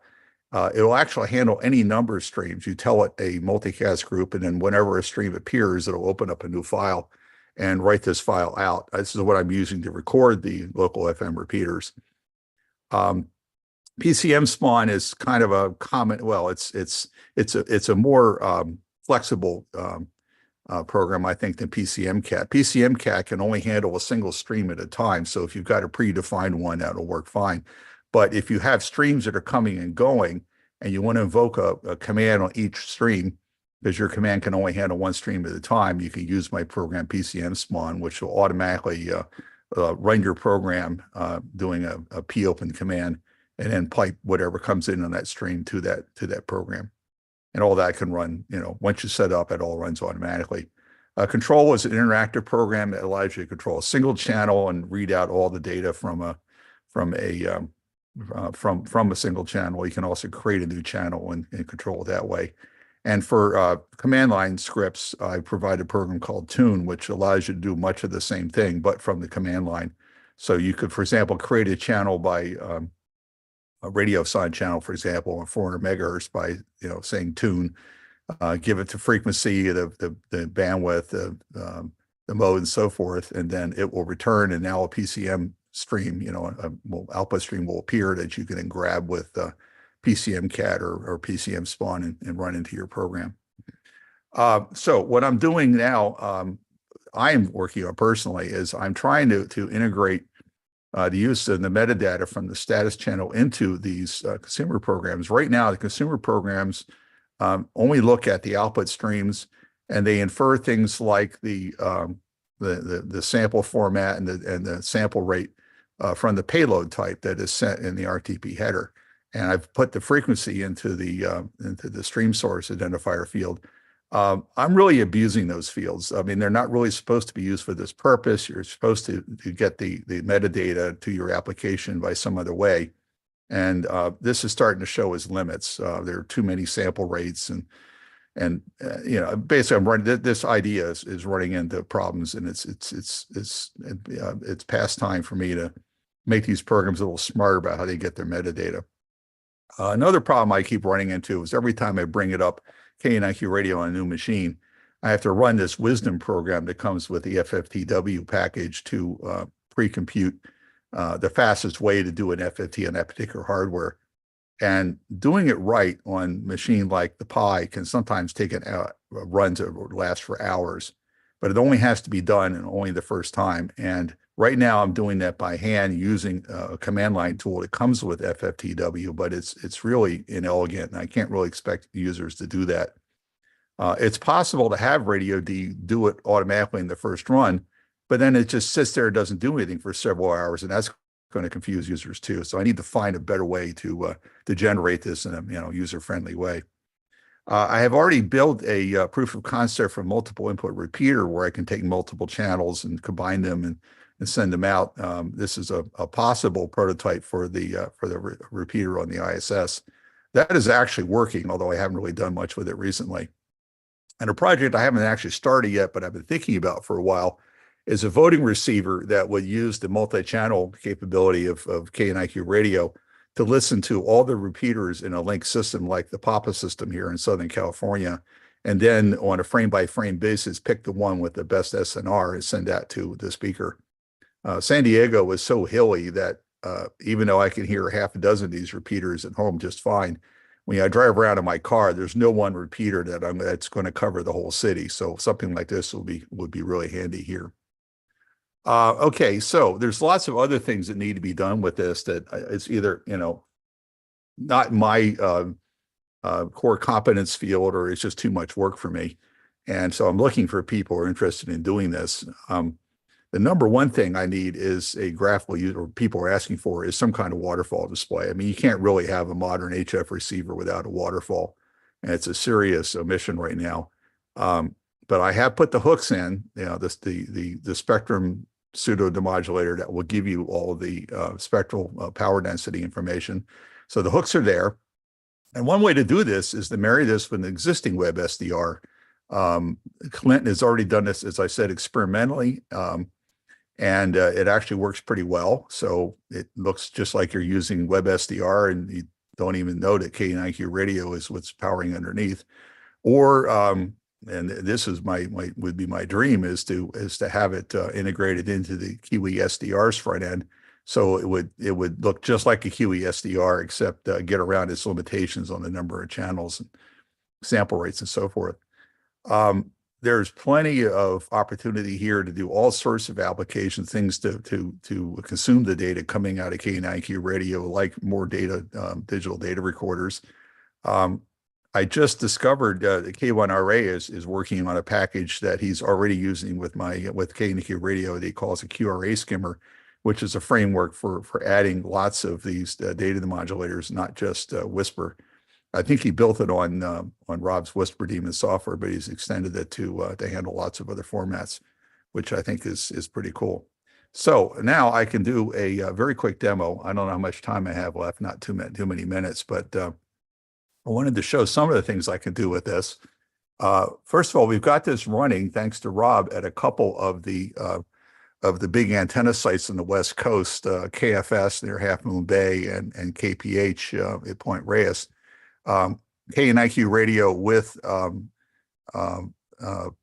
FT8 and Whisper skimmers is already running at these sites. So you can see every 2 minutes, you see a burst of Whisper spots here, and then every 15 seconds you'll see a burst of FT8 spots. And notice that they're on every band that's open. So this, if you don't have to decide which band you want to listen on, especially if you're a DXer, it's very easy to tell what band the expedition is on when all the hound spots go flying by. Yeah. We're still seeing your slides, not the screen. Oh, that's interesting. Oh, I guess I have to switch my window. Thank you very much. I guess I have to change over which one I'm sharing. Sorry about that. I think the easiest thing to do is probably just to share my desktop. There we go. That's working. Okay. All right. Now, okay, everybody see these two windows with FT8 and Whisper? Yes. Good. Okay. So yeah, on the left side is Whisper spots that appear every 2 minutes, and FT8 every 15 seconds. Now, I didn't write these decoders. I'm just using existing decoders and piping the output of KNIQ radio into them. But I'll tell you one thing about working with these really nice antennas is you get kind of discouraged about putting up your own, because you know there's no way you could possibly compete with what these things are able to hear. I can also bring up and demonstrate my the control program, although this really hasn't changed much in the last couple of years. They're actually fairly stable. This is here. This is showing the local FM repeaters that are currently active. Let's see, that program really hasn't changed. And I have a control program that also really hasn't changed, except that I have added additional. I have reformatted a little bit. I've added a little additional information, but this is a very primitive. I consider it's a very primitive, although complete interface. It uses a text mode display package that's literally 40 years old.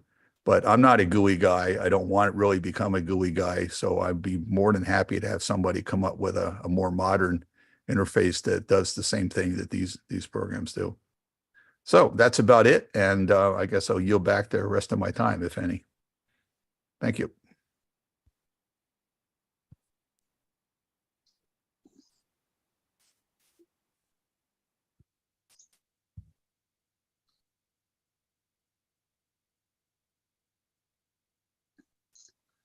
George, back to you.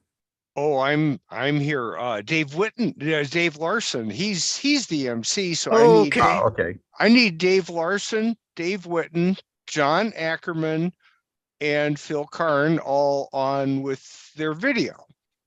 And this will be QA for the beginning presentations.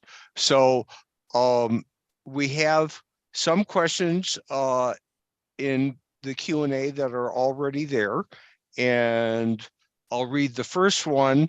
It's from Dave McGaw, who is on the panel now. Tangerine development is currently on hold pending assembly problems, and Dave Larson wanted to comment, and others.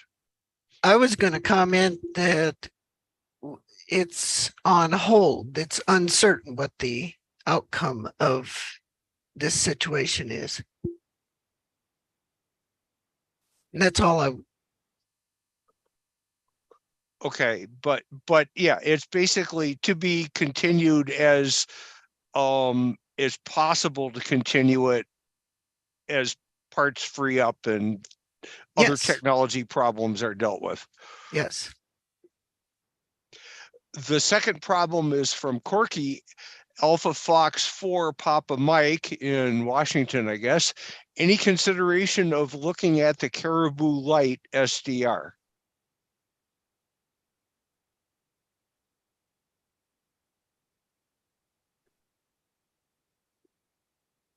I don't have any comment on that, so I don't know if anybody else. Yeah, I'm not familiar with it, I have to say.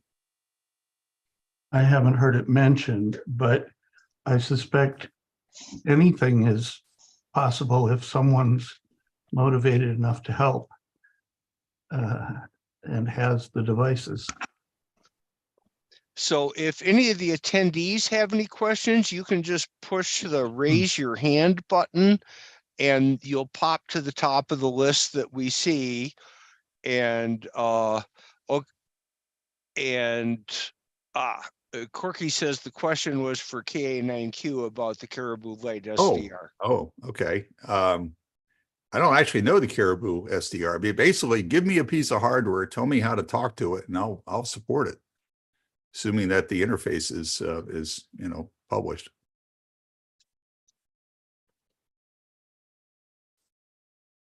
Anything that gives me A to D samples at a rate I can handle, which is pretty high. The hard problem is getting the data into the computer. Once I've got it, I can pretty much handle it. By comparison, an RX 888 running a full sample rate is about 2 gigabits.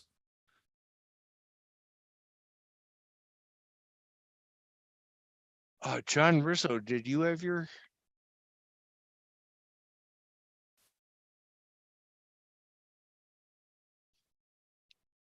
Mr. Rizzo. Yeah, yes, I only just had a question which I posted to the Q&A. It was for John. I heard that someone mentioned that there's an undocumented mode on the Bodnar, the dual output Bodnar, that allows you to output your frequency reference on one output and the other output will output the PPS, but it's not documented. Did you notice that in your testing?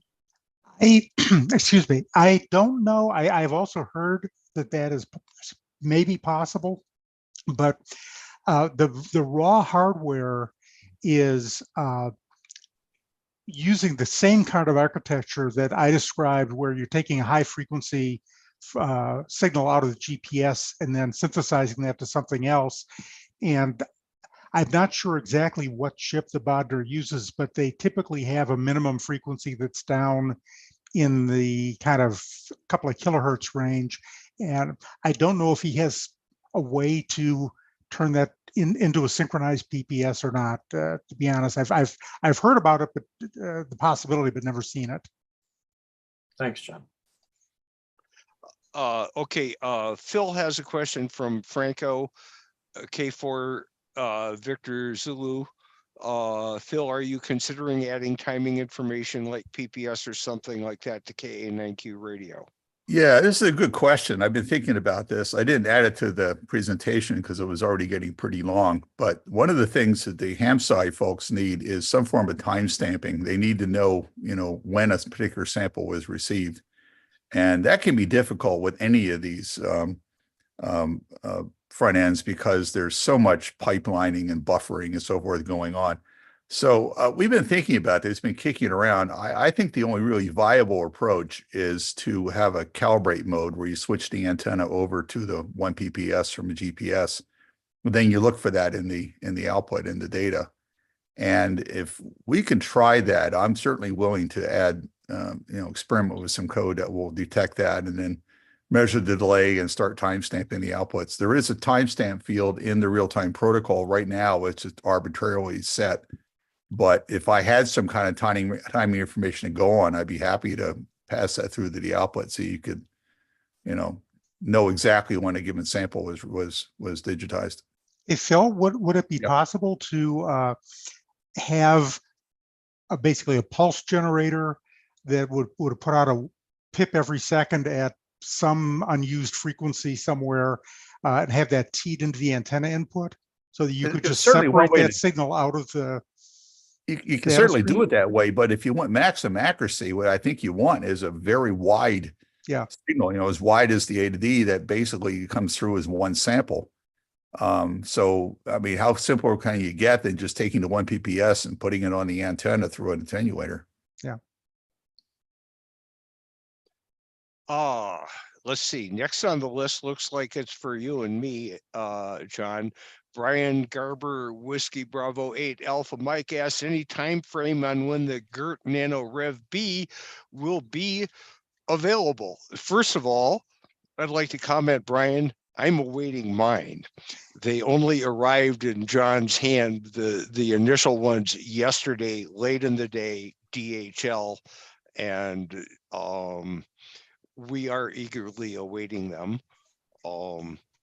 What I've accomplished is I pretty much have the code ported to the STM32 microchip that we're using, which is basically a G431K type chip, and mostly working all the original Arduino sketch on both that and still the Nano IoT 33, so we can go back and forth and compare performance and results to ensure stuff's actually working. So John, the hardware availability. Yeah, so as George said, last night about 6:30, DHL delivered the first 2 boards from JLC PCB. And this morning, I finished fixing them to be able to put them together. JLC has a tendency sometimes to install parts that you don't ask them to. And I had to desolder a couple of things from their boards to be able to put the pieces together to take that picture that I showed this morning. It has not had even power applied to it yet. So the idea is the boards that we have in hand are mainly to test kind of the gross layout of transitioning from Glenn's original design to the new one. And we'll get that working so we know all the other systems are functional. And as soon as we know that, I'll pretty much be ready to put the STM32 chip on to create the next board with the STM. I hope that we don't have to build any more Gerts with a Nano. We may have to do another spin depending on what mistakes I made. But if we can get those boards working, the next one will be the STM board. And at that point, it becomes more a matter of software. And I'll mention again, George has been spending a tremendous amount of time, and it's amazing he has any hair left, unlike me, with trying to get this stuff working. But even with that core level work, there are some neat features that we can add that we will need some additional software cycles on as we go forward. So this is, again, everything we're doing is open source. And at some point, once we have the basic thing working, we'll be really happy to get a couple of people in who can help add some of the really cool stuff that the hardware is capable of. Yes, and we have Glenn, November 6th, Golf November, also on our panel today. I wonder if Glenn wants to comment or if he's surprised at our progress. He's horrified at seeing what I've done to his board. Hi, Glenn. How are you today? You're not muted, but we're not hearing the audio. We are seeing you. How about now? Yes. Yes, Okay. we can hear you now. Well, the light had to be a different color.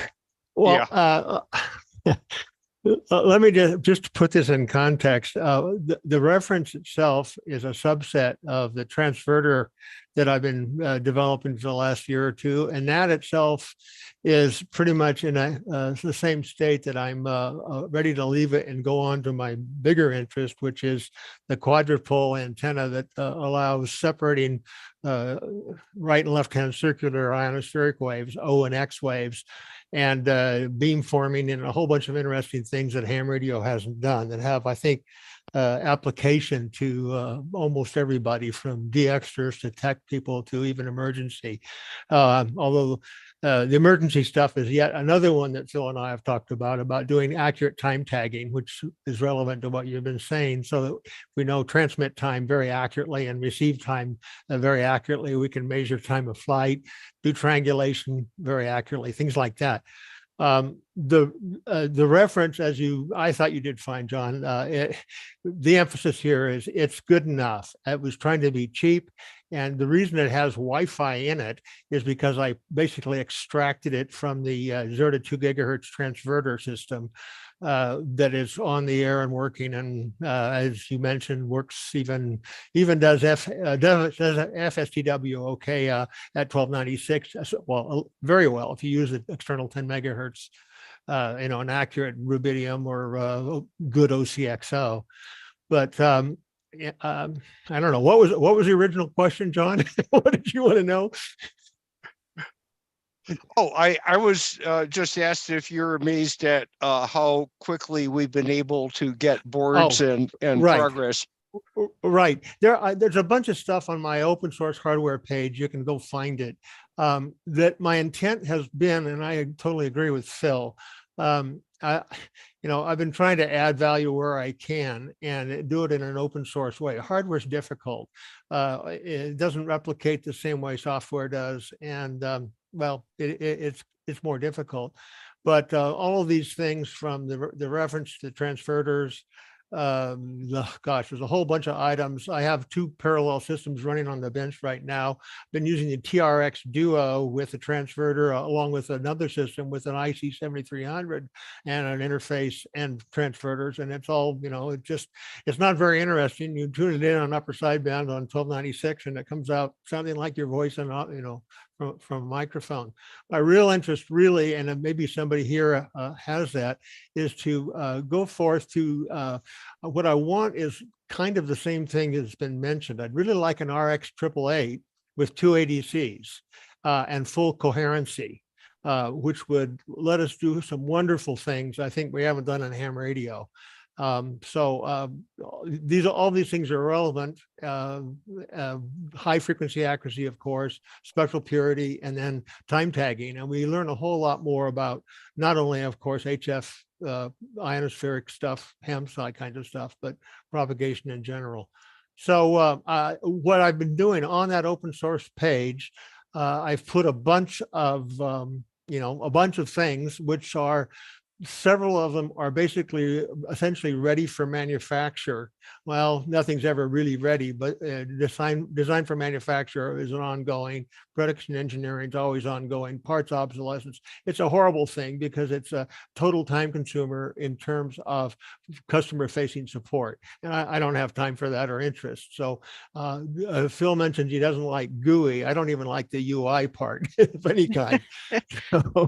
But there are a whole bunch of stuff on that page, and I'll try to update that in the next few days to get a little more current. But I think many of these things are kind of in this state where they're almost ready, or it's always almost ready. It's never, there's always something more, but they're almost ready to have someone like Tapr, if Tapr is interested, perhaps taking over production. I think the transverter itself is which is of course reference plus a whole bunch of triple conversion stuff that gets you rid of images and lets you do 20 megahertz blocks anywhere from 0 to 2 gigahertz, all ham bands, everything you want, transmit, receive, full coherence, and discipline, either GPS or 10 megs. But I think there's a bunch of possibilities there should someone want to join. Well, thank you, Glenn, and thank you for the opportunity for working with a reference engine. It's been fun and increased my Arduino skills tremendously, which as a senior engineer of 72 recently riffed, now available for your gig. Whatever. But so we have a few other questions. For N8UR, Mark Brownstein asks, are any of the GPS module-based designs you're using leveraging any of the code for carrier and phase outputs available? Yeah, good question. The GERT is not. We are using a $6.40 Chinese. We don't think it's actually pirated, but licensed knockoff of the U-Blocks, but the most basic receiver possible. However, that concept of the modular plug-in GPSs, I have put dual frequency like the U-Blocks ZF9 T and P modules on those boards, and we can get the data out of them to do a total electron count and extracting other information from the phase data out of the receivers. The biggest problem with that has been that the dual frequency modules like the Z series are pretty expensive, in the $200 or so range. I think there may be some starting to appear now a little bit less, but the U-Blocks ones in particular, they cannot be hand soldered. They have pads underneath, and they can only be done in an oven. And with a $200 part, getting the supply chain to be able to make just a few of those boards is challenging. So I have all the stuff done to be able to produce those, but it's a matter of figuring out how to cover the upfront cost and make sure enough people buy it at the other end. But one of the original goals with the Tangerine was to be able to do total electron count, which requires a dual frequency receiver. And we've done the work to be able to enable doing that. And we have one more question from Paul Whiskey Bravo 6 Charlie X-Ray Charlie, and I'll let him ask it himself. Okay, can you hear me? Yes. Yeah, hi, Paul. Oh, Yes. thank you. Hey, hi, John. Yeah, John, this is mainly for you. Yeah, I was just wondering, as you know, I'm doing stuff where I've got a, multi-channel transmitter with no internet access. So for doing timing, sequencing, starting, on the 2-second, sorry, I'm waving my hands and you can't see me, so I'll just, anyway, for starting, the proper frame sequences, I need, second, minute, hour data that, I currently am getting from an onboard, GPS chip, the NMEA stream, in addition to the 1 PPS. But so is for the GERT as a, let's say somebody doesn't integrate the design, but just, uses the GERT. Do you have a method of accessing that hour, minute, second NMEA style data? Yeah, there are a couple of ways, because in order to create the pulse per second signal, we have to actually rely on the data stream. So we're going to be feeding an MEA into the processor and using that to find the top of second to synchronize the hardware PPS that we generate. So the data is going to be there. It'll be available on at least one USB interface. We will probably have pins left over with the STM32 that we can put it elsewhere. We can probably also just have a raw receive only tap to the direct data from the GPS module. So all that stuff will be possible. We just have to think about what the best way is to do it. But you absolutely need to have access to the more detailed setting the time data, and we'll have that. Yeah, and I'm looking at transmitters now, but even receivers, if you're doing it without a network connection and you just want to save data, for later analysis, you do need that level of timing. So we need nanosecond or at least precision for the reference. My case is 10 megs, but it could be anything. And then we need pulse per second level.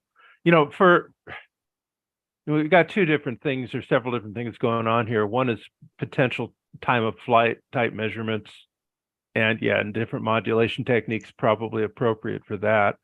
But just the plain old whisper and FST scheduling, we do need the other lower resolution, but hour, minute, second information. Yeah. So anyway, that's good news that it will be available in one way or another. However, the GERT might be integrated into another product, let's say. Yeah, there'll almost certainly be available a serial data stream that's either directly out of the GPS module or coming through the processor and out in whatever format people need. And again, it's, as Tom Clark used to say long ago, it's just a simple matter of software. Yeah, we've all said that. That's something. That's small something. matter of programming. Yeah. Yeah. That's something. Even the dual Bodnar, if it can produce 1 PPS, you still can't get hour, minute, second information out of it. So the GERT would be superior in that regard. And we have one more question from Larry November Mike 7 Alpha for Phil. Any notion of how difficult it might be to integrate either the HPSDR Mercury or QS1R Quicksilver with KA9Q radio? Answer is I don't know those pieces of hardware, so I don't know the answer. But I think there are probably people here who could tell me. I mean, what is the interface? I could probably tell you about HPSDR Mercury because it's either going to be over USB or Ethernet, because that would be the receiver board for the HPSDR Atlas bus. Okay, well, I mean, you know what I need in KNIQ radio. I just need an interface spec with a pipe that's wide enough to get the samples you want, and then Right. it's not that hard. So Yeah, I think for Mercury, Tom McDermott's already written a new radio driver. Exactly. And the limitation is it supports 3 or 4 receiver slices at 384K. So it's not a full broadband device, but you can certainly get several slices of usable width out of it. Also, that's one of the ways that the Red Pitaya is integrated into GNU Radio Companion. We have, okay, so that'll handle that. And from Rob Robinette, John Melton is working on integrating KA9Q with HPSDR. Cool. Yes. Is there quite a few HPSDR systems around that could be probably put into use if we have ways to use them? yeah, I don't have one, so I'm not familiar with them. Oh, I had one. We can arrange that. Okay. We can arrange that really quickly. Something else to I do. have 3 spare, you have 2 spare, John? Yeah, something like that. Yeah. Yeah, also available to a good engineering school or university ham radio club for self-teaching as software-defined radio. So let's see, what other questions do we have? From Franco, key 4 Victor Zulu for the Hermes Light 2 is there's a possibility of full 0 to 30 megahertz streaming. Yeah. And Mike Neruda up north of me in Michigan has 3 Mercuries in the Tapr Hermes. Yep. Franco just commented that see which one of these can do 0 to 30 megahertz. The problem is that does require a little over a gigabit. So Ethernet is out unless you want to go to 10 gigabit Ethernet. What is the status of 10 gigabit Ethernet? It doesn't seem to have gone anywhere in the residential market. I guess it's just too expensive. It would solve a lot of our problems. Devices are kind of appearing. Ubiquity seem to have some devices, and but they aren't pushing. They're pushing 2.5 these days a lot in the home space and the single board computer space. But I haven't seen. It may just be that it's not quite there yet. It would solve a lot of problems if it was more common. Yeah, the cost has come down quite a bit. I use it extensively here. It's a little different than most folks are used to, but the cost of cables, especially SFP plus cables and interfaces, actually makes it very cost effective now. The problem is you also need it on whatever computer you're going to run, say, KA9Q radio on. So, Yep. Yeah, almost any modern computer you buy these days, at least reasonable performance, higher end computers will have 10 gig interfaces. yeah, but what about Raspberry Pis? Pis, of course, don't have them. There are several single board computers that have 10 gig interfaces. I can't name them off the top of my head right now. Or since the Pi 5 apparently has a PCIe connection, you could build one there, I guess. But I actually like the idea of using PCIe directly when it exists. That just seems like the most simple and direct, because I mean that's what the processor speaks anyway, right? The single lane that's available on a Pi may be PCIe 2. I can't remember precisely. Most of the other boards, most of them built around the Rock chips and a lot of the other manufacturers do have multiple lanes, and PCIe version 3, but I don't know. Interfacing with them is sometimes a challenge. But yeah, what they're doing with single board computers is even USB 3 and above are just, there's no sense in implementing them with a specialized PHY just on and a specialized interface to the CPU. They're just doing all of those things via bringing out standardized PCIe. And sometimes you have to disable something like your USB 3 to get your to get at a lane that you want.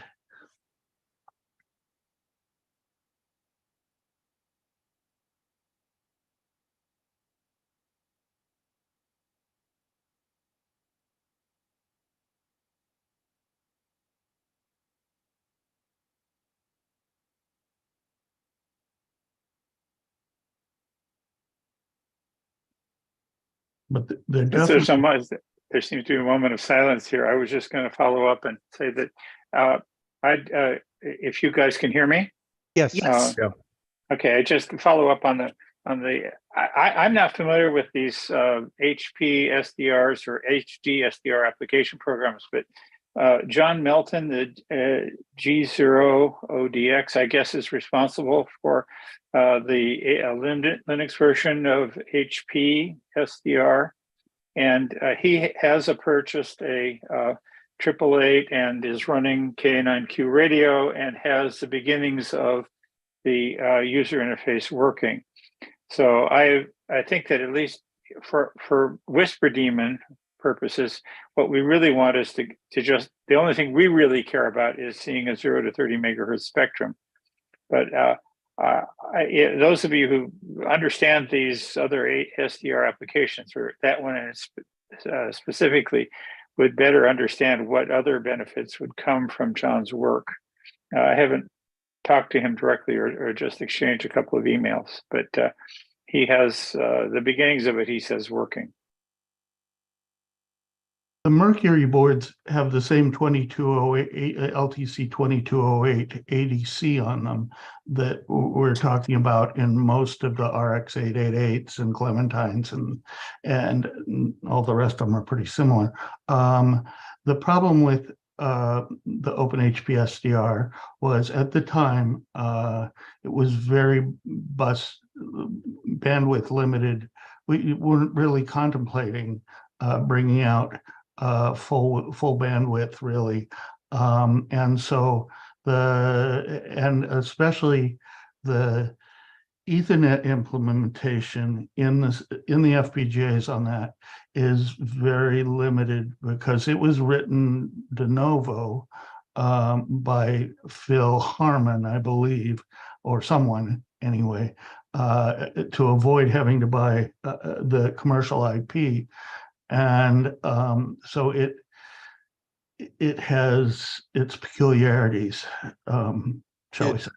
Well, I don't see with Phil's code with K9Q radio there's very little data requirements coming out between communication requirements between K9Q radio and the SDR programming. I mean, even a 0 to 30 megahertz spectrum doesn't have to have all the data there. It requires just a subset of it, and there's you can get a 0 to 30 megahertz spectrum. I mean, what we're trying to emulate, what we need for Whisper Daemon receive site analysis and optimization, is we need a simple user interface like that of the Kiwi, where you can zoom back out to 0 to 30, zoom in. All of that is done across a regular HTML5 web connection over 100 or 200 kilobits of even less, really, for that. So I don't understand what why HP SDR. And that's just, I don't know the program at all, so I don't know its architecture, but it shouldn't care about Phil has taken care of all the high bandwidth communications, and that happening internal to between the 888 and its host. After that, the data requirements are minimal, data transfer requirements. Yeah, Rob, I think this is true, but we're coming up quickly upon the start of Walter's talk. Yes. Okay. In fine. under 2 minutes. And I'll only comment that for the eclipse in 2019 or 18, whenever it was, I made KISS 17. console direct live stream DC to 60 megahertz to disk with either Mercury or Hermes. But yeah, and John and I did that from his Beaver Island location. So the technology is out there on the Atlas bus and the Hermes stuff.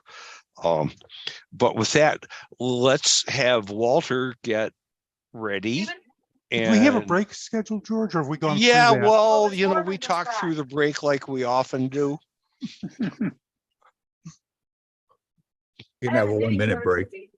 Yeah, yes, exactly. We have a 1 minute break. I don't have the right cable for the project I'm working on right now. Right. And no. No, it's not for courses of form.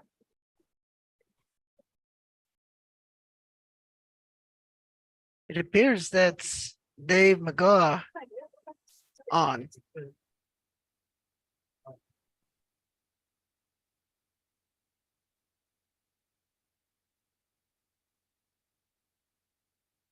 I'm sorry that Dave, what?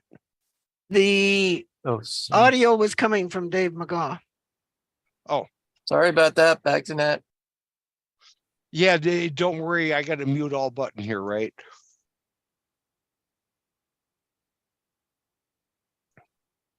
Okay, so next up is Walter Holmes, K5HW,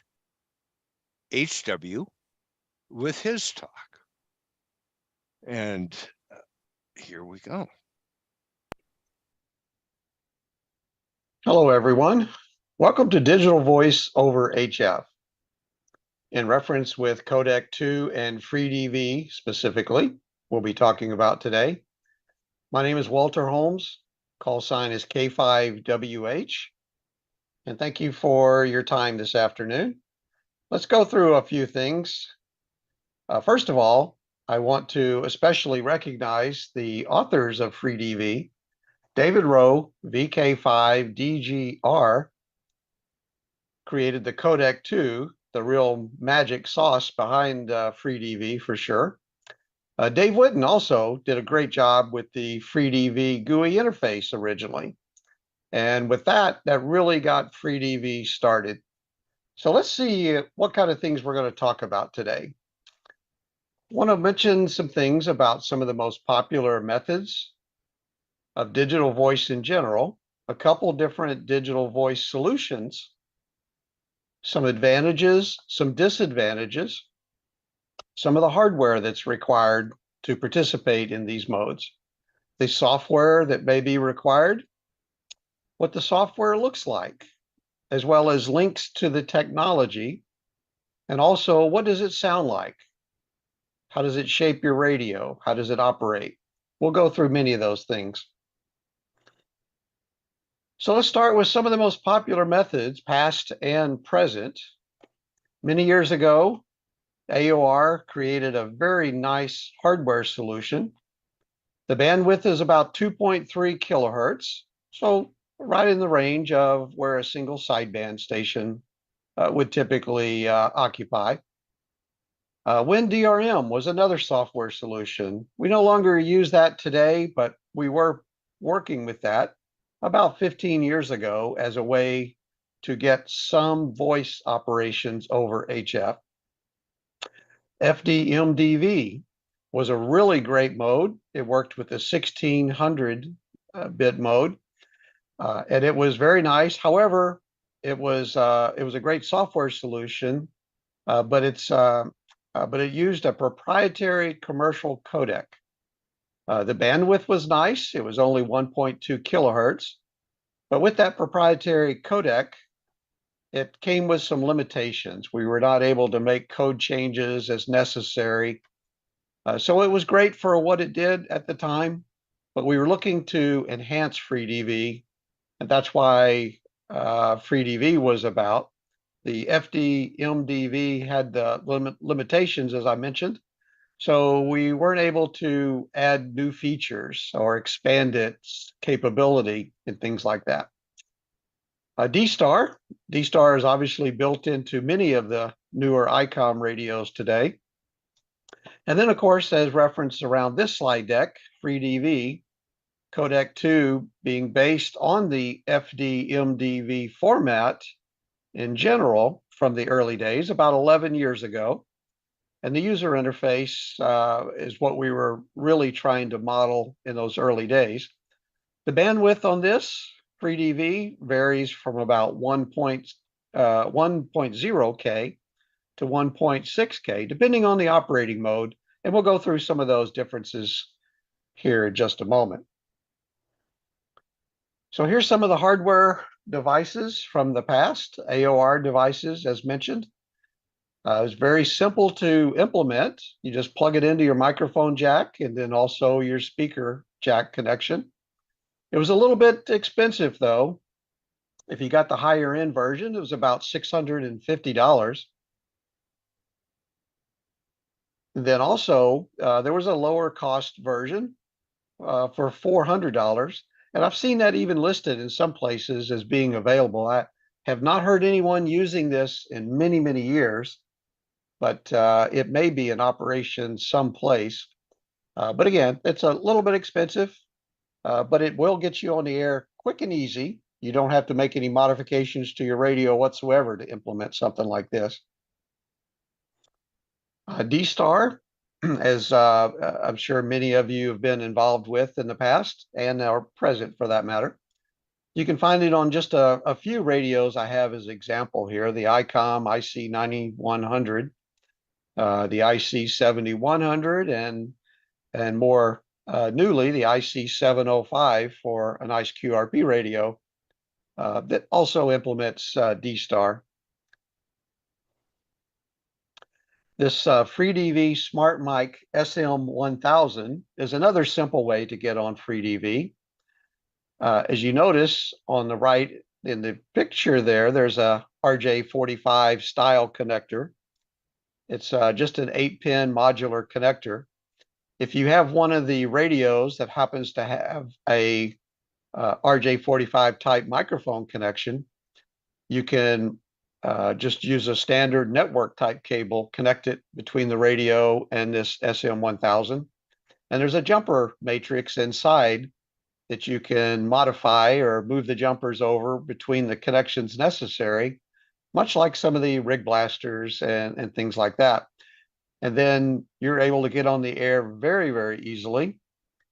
Very simple. It has a microphone element as well as a speaker inside there. So you can pick this thing up just like a simple microphone would typically operate. If you don't want to use the modular connector on the back, there's some simple connectors also on the back for your standard 1/8-inch style jacks for push to talk and microphone, speaker, things like that. Nice thing about this device is it is flashable as new updates come out. You can flash in the new versions of code and things like that. But more importantly, no computer is necessary. You don't have to worry about an interface or a display screen. And if you just want to get on the air, this is a great way to do so. I operate one of these mobile and travel across the country as I just did last weekend, traveling across many states and talking to several stations on the air. Really great when you don't have to look at a screen. All you have to do is worry about push to talk as long as your radio is dialed up on the right frequency. But again, very simple, easy way to get on the air. So this here is a little bit of a teaser. The EasyDV interface, it's still in development. about to be available real soon, we hope. But a lot of fun things are happening with that today. One of which, it makes a Wi-Fi link to an IC 705, and then you plug in something like a headset to this, as well as a battery if you want to operate completely battery operated and such. And then you're on the air with FreeDV. Again, no computer necessary. We're also doing some testing with the Flex radio, the 6000 series radios. It can make a Wi-Fi connection to the Flex radio, and suddenly on the Flex radio, you have two new modes, an FDVU and an FDVL for lower sideband. Again, no computer necessary. It shows up quick and easy. It does not need the installation of a waveform module like used to be required with earlier versions of a FreeDV implementation. But more on that to come. I'll have some screenshots with what that looks like very shortly here also. So here's what it sounds like with the digital voice. It's just a digital data stream. If you've heard some of the other signals like digital slow scan TV, it sounds real similar to that. But here's a quick sample of what you might hear on the HF bands. So let's go back to that slide again there. Again, it's just a raw data sound you might hear, but here's what it sounds like when it comes through the decoder, through the software that actually breaks it back out into the decoded audio for us. I've noticed between Ohio and Texas, sometimes on 20, we get some really, really strong propagation. I know I run JT65, and I usually try to run like milliwatts when the band's good. I have fun seeing how low I can go. My K3, we're going to have reliably to about 200 milliwatts measured. You can command it down to a tenth of a watt, but measuring it with a terminating watt. Okay, just a short sample there. So let's talk about the requirements. What does it take to get on the air with FreeDV? So if you're already using digital modes today, it's not anything different than what you would typically use, like a computer interface to operate on PSK31 or FT8, something like that. Newer radios today usually have a USB sound card interface already in the radio, so it makes that very, very simple.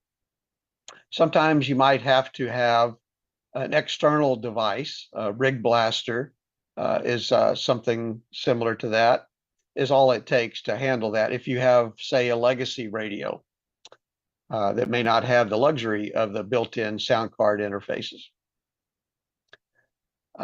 Something else you would need is an audio interface. This is where it's a little bit different because unlike the other modes that just have the digital part of it, this also has an analog piece where you want to have a microphone to speak into as well as a speaker to listen to the decoded audio. So you need some kind of interface, whether it's a headset, a speakerphone type device, or just any kind of analog speaker set, whatever is simple for your operation. Many laptop computers today have a microphone and speaker already integrated into the system. You can certainly use that. I find it a little bit simpler to use a speakerphone, like a USB speakerphone interface. That way I can mute the microphone if I need to, very quick and easy. And that works quite well for that. The software is free for Windows, Linux, or Mac. So all three of those operating systems are supported and work very, very well. And it can also be integrated with the 6000 series Flex radio, as I was just mentioning. Very soon you'll see that interface being available. And it will show up in the radio as two new modes, just like upper sideband and lower sideband. You'll now have something like FDVU for upper and FDVL for lower sideband. It's currently in beta testing. and it does require the Easy DV device I was just showing previously. One of the great things about FreeDV is a very narrow bandwidth. The bandwidth is less than a standard single sideband signal, between 1 and 1.6 kilohertz, depending on the mode that you've selected. And I have a chart shortly that will show you some of the differences there. There are hardware solutions, much as I just described. The Smart Mic SM1000 is a very quick and simple. And then soon the Easy DV device for integration with the IC705 or a 6000 series flex radio. But let's talk a little about some of the advantages as well as some of the disadvantages. There's some pros and cons. Always we run into those kind of situations.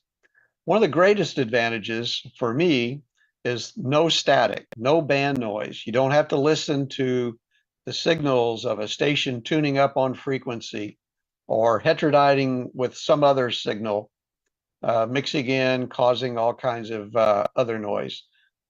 The bandwidth is very, very narrow, so you become a really great neighbor on the sidebands that are kind of crowded today, as we often run into.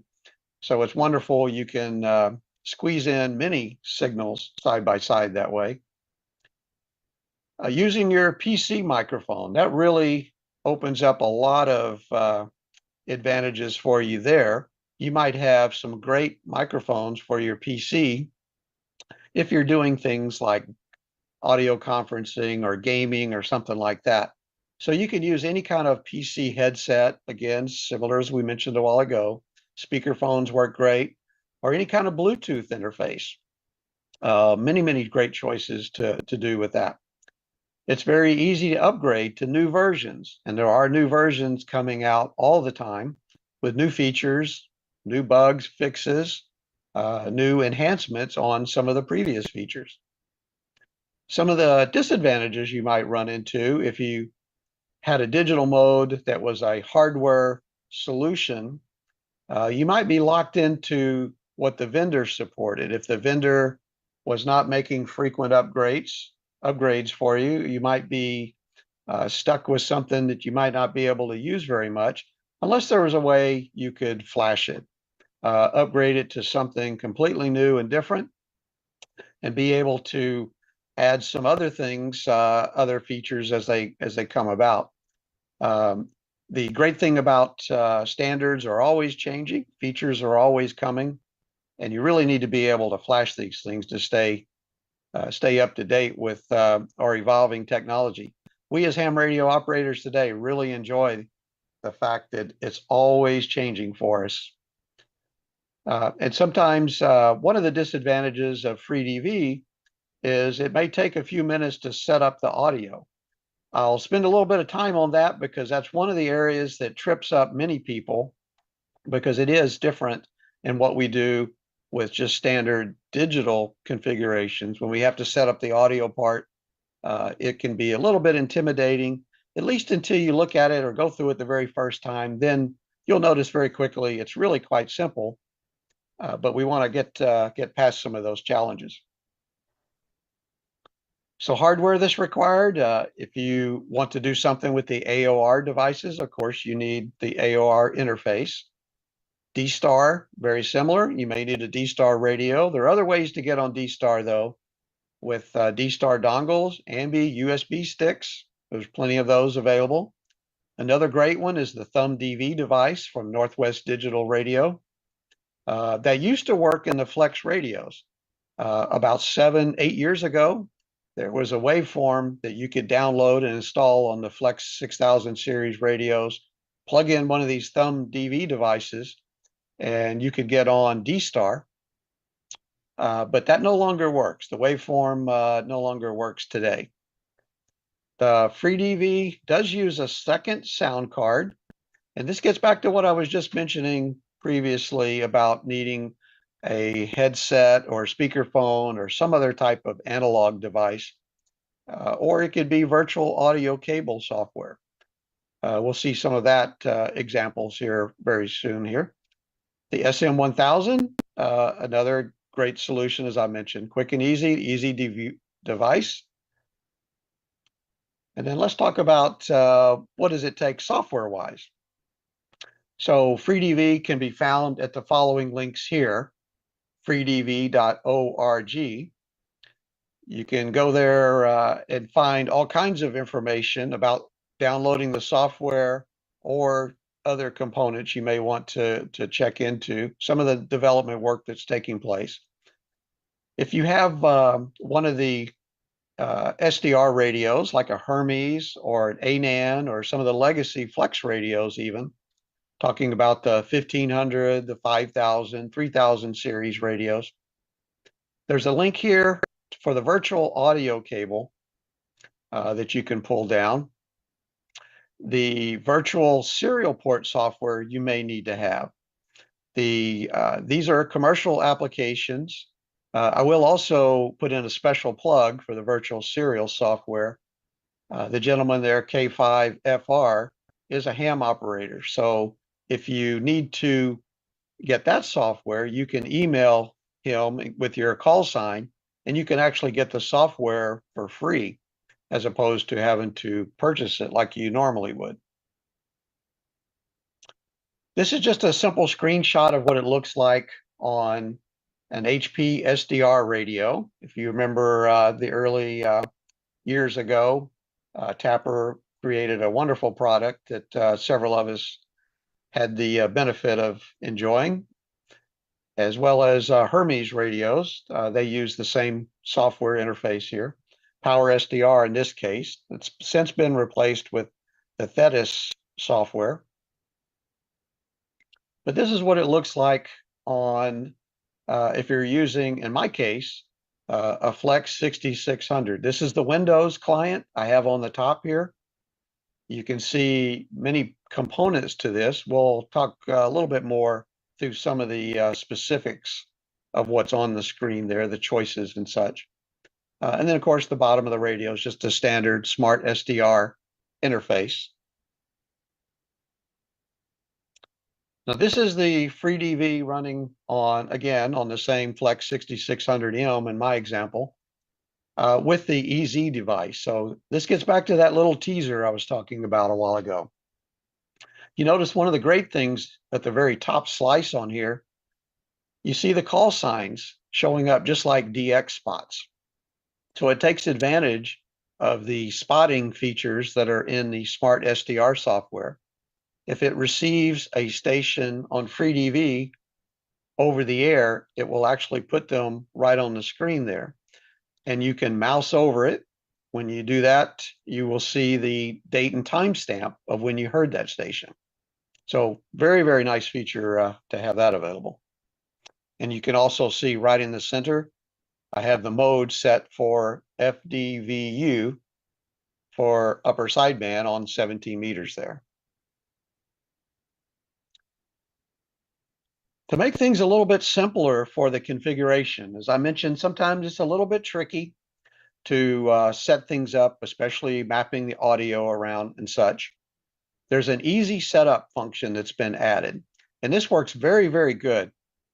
As long as you don't have multiple sound card interfaces and such that might get a little bit confusing sometimes for the software. It's trying to do the best job it can with what it can detect on your system. And it typically works very good, as I mentioned.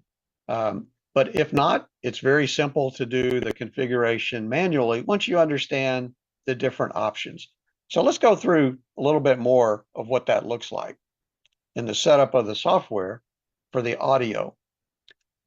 In this example here, just using my particular configuration, the top part on the receive side, it shows input to computer from radio. This is going to be your digital interface, sometimes called a codec if you're using some of the other radios today. So you would have your receive codec on the top. On the bottom side of this screen is going to be the analog side. Where do you want the decoded audio to come out? In my case, it's coming out of a speakerphone. And then if you see on the lower left-hand corner, there's receive and then there's transmit. So if you click on the transmit tab, It's exactly the reverse as far as what's on top and bottom. In this case, the top says input from microphone. So this is going to be the analog microphone, the device that you're going to speak into in order to participate in FreeDV. Then the bottom side is going to be your codec. It's going to be whatever device your radio needs for the digital side of the transmit component to this. So next we have the CAT and the push-to-talk configuration side of it. There's options for ham lib is usually the most popular. You set your rig model, you set your COM port, whatever it takes to trigger the PTT on your radio. Simple and common interface things like the serial rate, the baud rate you're going to use, and the push-to-talk if you're going to use the CAT. You can change the DTR, DSR, things like that if you want to do a different type of keying. And there are options down below that, like the serial port settings, if you want to key it in a different way. Another new feature is the addition of the OmniRig setting. This is very new, but there were a lot of requests for people wanting to use OmniRig to key their radio. So that feature is now available. Some of the other popular settings, a text message. You can set up just anything you want to put in the top so that when you're transmitting, another station receiving it will see that text message at the bottom of their screen. In my case, it shows Walter in Houston, Texas. I will mention that one of the caveats here is that once you turn on the remaining features down below, the reporting options here, it will disable the ability to send the text message. Instead of sending the text message, what it will do is it will actually send your call sign. As you see in my case, I have my call sign and my grid square. Now, this is very important if you want to show up on the PSK reporter, a checkbox for that. For those that use PSK reporter, this will map you onto their screens. And then you have the option, again, it's an opt-in or opt-out, to report to the FreeDV reporter. You'll see what that looks like here in just a moment. And then the FreeDV reporting site that you're going to post your information to is listed down below. All of this at the bottom is pre-populated, so you don't have to think about that. If that gets changed in the future, we may have to make some changes. If it's not already in the client itself, you'll be able to make a manual change to it. So here are some options here for the predefined frequencies. One of the things that is available in the client is the ability to click on a frequency, one of the recommended frequencies, and it will take you straight to that and control your radio if you have the CAT interface turned on. But if you want to have a new frequency, maybe that's not listed already, you can manually enter those in here, as well as sort the list differently, move it up or down or something like that. This color part here, you can change what this looks like color-wise when you're transmitting or who you're receiving from. This will make more sense in just a moment when I get to the FreeDV reporter page. Right here, this voice keyer. This is a really brilliant feature. If you want to call CQ, you can do this by recording your own CQ message. And as long as you put in the path to where that file exists, you can click on an option for the voice keyer and it will send out that CQ message. You have a pause period between each interval and how many times you want it to repeat. Another great feature about this, if someone answers you while you're in the middle of your CQ message taking place, as soon as FreeDV detects the station calling, it will immediately abort the process. It'll immediately kick it right out. So you go back to straight receive. So that's really nice. You're not going to be doubling with the other station if someone's trying to answer you. Okay, so here's some things about you can actually select a half duplex is the default, but you could change to full duplex if you had a need for that. Haven't really seen a true need for that yet, but the capability is certainly there if something does happen to come up. This is what PSK Reporter looks like when it's listing the free DV stations. If you mouse over the little balloon symbols there, it'll give you the information about their version number, the frequency they're on, and things of that nature. Now, this is what the signal looks like when it's transmitting. There's the waveform, the analog voice as it's going through the spectrum view. But it's probably good to point out a couple of other key pieces of this client here. On the far left, you have an SNR. This is the quality measurement of the signal coming in. I'm obviously transmitting right now, so you don't get to see the receive ability, but this would measure the strength of the digital signal coming in from the remote station. You've got a resync feature, probably not really necessary because FreeDV will automatically resynchronize with the other one, lock onto it if it loses connection, if the fading of a signal happens and things like that. You've got an audio feature. You can do this record. You can click on that and it will immediately record that signal.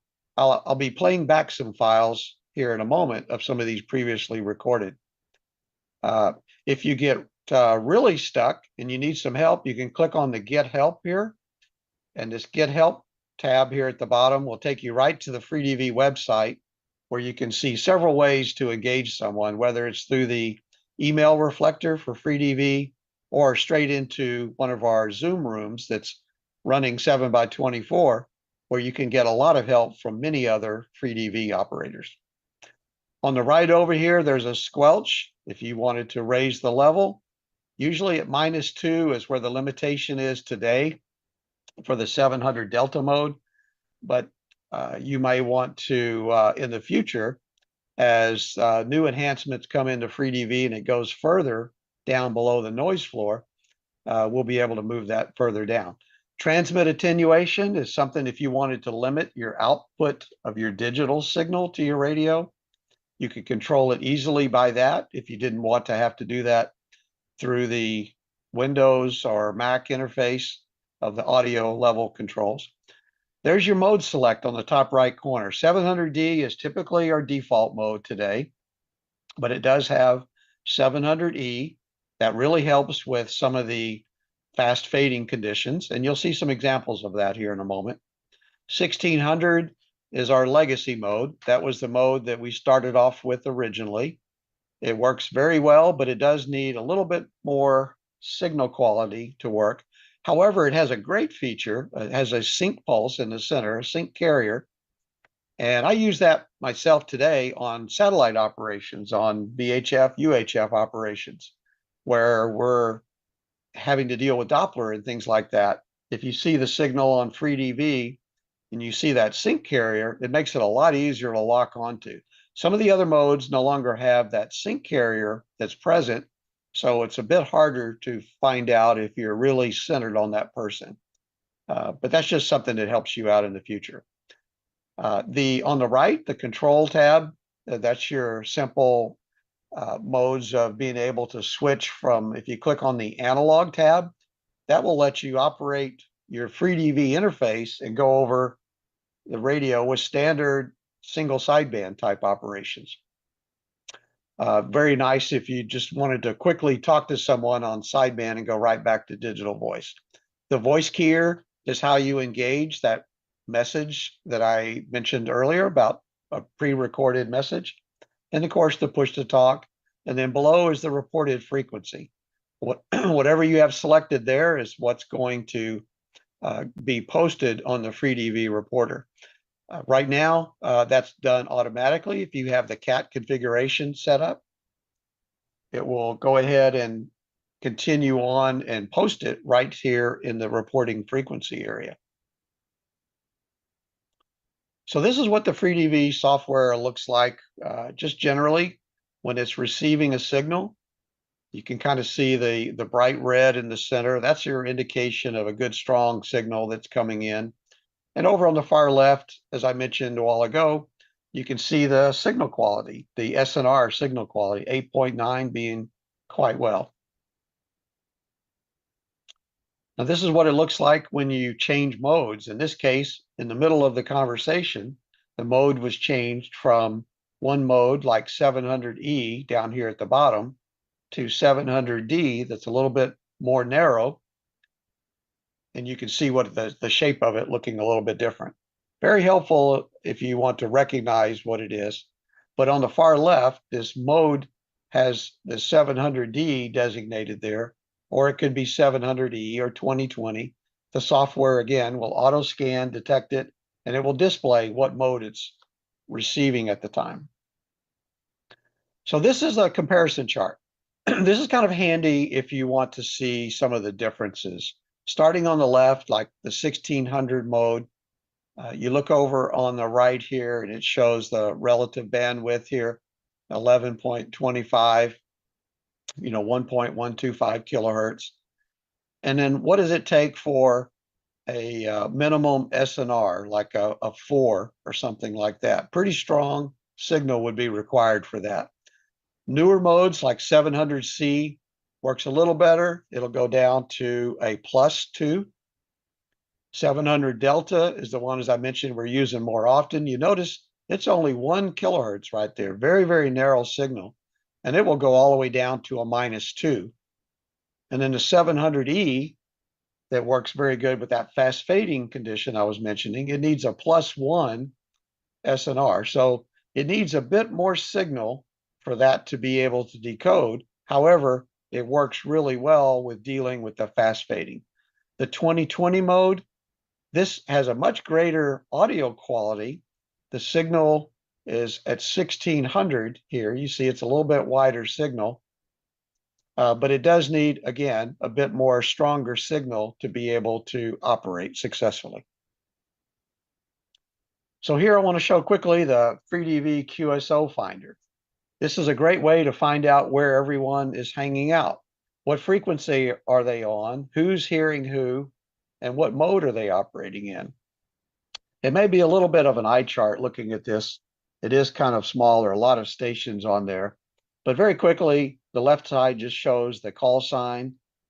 It shows their grid square locator, shows what version of FreeDV they happen to be operating, and then what frequency they're also using.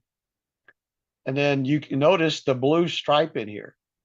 The blue means that someone is being received. And then the red, or looks almost pink actually in here, that's showing who's actively transmitting at the time that you're looking. You'll see that come on and off as stations are switching back and forth. You have a timestamp of when they were last transmitting or receiving. You also have the receive call sign, the receive mode, and again, a measurement of the SNR. That's very, very handy. You can use that if you want to call CQ or something, even if the person at the other end may not be ready to return a CQ message or something. You can see what your signal looks like, where they're located, and how many other stations happen to be receiving you. Very, very nice, nice feature there. Also included in the FreeDV reporter is a chat function. So you can go over there if you want to send a message to someone that says, hey, Walter, I'm having trouble, or listen for me while I go up into transmit mode. So a great way to communicate with others, even if you can't do it over the air quite yet. Quite often, someone on the West Coast may say, I'm trying FreeDV. Can you see if you can hear me? And then I know I need to turn my beam their direction, where normally I'd never even know they were trying, but at least they can let me know to be listening for them. Here are a couple reference links. The www.freedv.org website is where you can pull down the software. Another great thing to have access to is the FreeDV reporter that you just saw. You can access that from the FreeDV client, or you can go directly to the page, even if you don't have the FreeDV software running. And this is the link here for that, showing you a status of activity. And you only show up on that web page once your client is in the started position, meaning if you just bring the software up, you won't show up on the page. But as soon as you press start, it will update that page real time. There's a quick startup guide. This is very handy if you're looking for ways to see how to walk through some of these things. There's some YouTube videos available. And again, it's all at the freedv.org website. If you want information on the SM1000 interface, here's a link to David Rowe's blog site that have the details on where you can acquire one of those units. Something to talk about here is the FreeDV Activity Day. This was started last year sometime. And one of the great things about this is on the third weekend of the month, we have a FreeDV, we call it an activity day. It's really an activity weekend, being mostly Saturday and Sunday. It's not a formal contest by any means. It's just a way to get on the air, light up the software, see who you can talk to, and hopefully draw a little more interest and see many more stations trying to operate it. Our next event is going to be on December 16th and the 17th. So hopefully you'll have time to get your software loaded, ready, and on the air with us. So one of the things we encourage you to do is trying something different, something new on HF. And here's where you can find us, the qso.freedv.org. This will take you to that FreeDV reporter page that I was just mentioning. Or you can join us on Zoom, day or night. This is the Zoom channel that's always active. So feel free to drop in over there and say hello, or especially if you need a little extra hand. And I do want to have another very special mention to Munir Salem, K6AQ. He's been extremely active in adding new features and options for us, correcting a few minor bugs and interface additions and things like that. So again, new updates are happening quite frequently, and Munir has been wonderful about making all that happen. So we talked a lot about what it does, and you've seen some of the screens, but let's get rid of the slideware here for a moment, and let's kind of hear what it sounds like in a little bit more detail. So we're going to go through a few recordings that I've captured in the past as we play them back here. Okay, here's a couple of recordings. We want to play through some previous conversations we've had on FreeDV, just to give you a sample of what that sounds like. Here we go. Especially new people that are used to signals in them. It just looks like it's looking at voice. It's going to cause some problems, I think, especially if they're having other trouble and they think the signals, they're not receiving a strong enough signal because they can't see the carriers. You can have one issue causing another one. That's just my opinion. I've been looking at waterfalls for a very long time. You'll notice how the shape was changed in the waterfall view, how it got real narrow and it looks real pure with the color red. That's an example of good ideal conditions. Now I have a couple more samples where you can see things that aren't quite that good, especially with some fast fading events that we've seen in the past, and actually happening quite frequently here as of late. But let's bring this other one up here.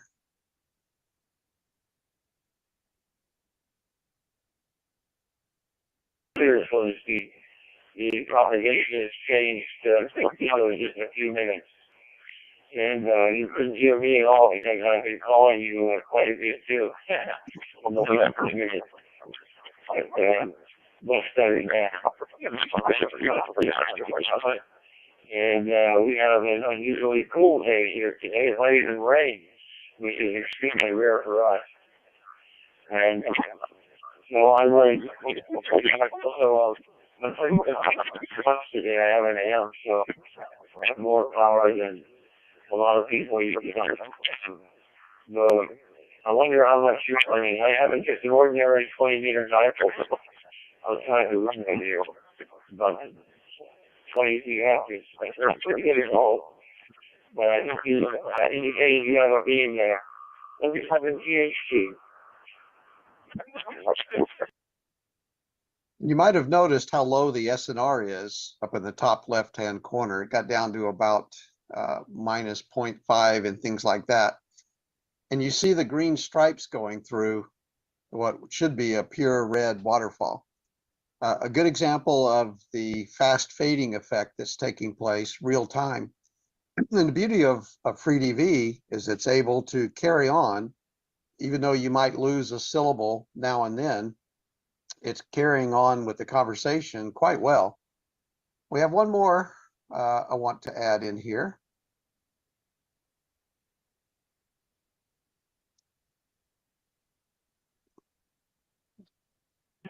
Silhouette 5 Whiskey Hotel. This is the 3FGP. You are some pressure on 700 V Delta. 1, 2, 3, 4, 5, 6, 7, 8, 9, 10. Verse 700 V Delta. Now I'm going to switch to 700 E Echo. And give me a second. Echo. 1, 2, 3, 4, 5, 6, 7, 8, 9, and 10. Now that's 700 E Echo. Back to you, K5 Whiskey Hotel, W3, Foxtrot Bill Papa.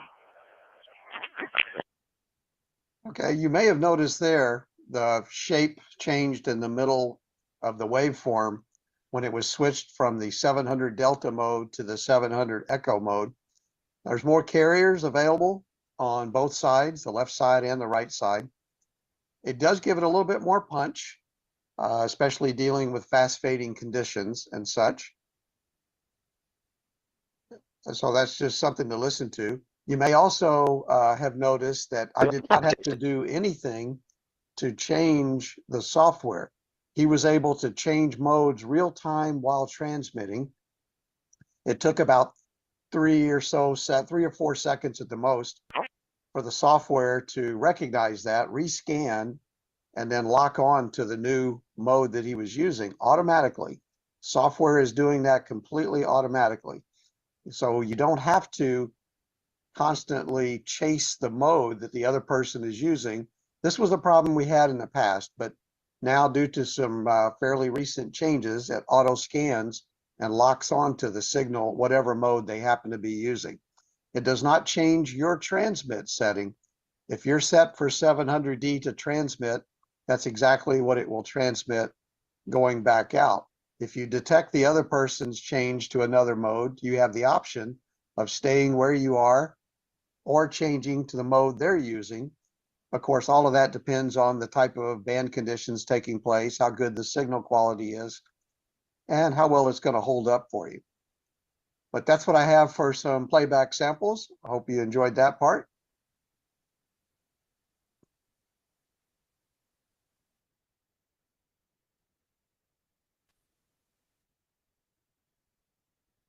Okay, thank you very much for your time today, and I look forward to working you on FreeDV very soon.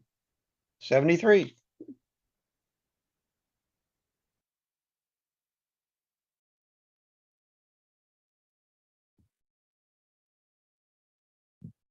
And Walter?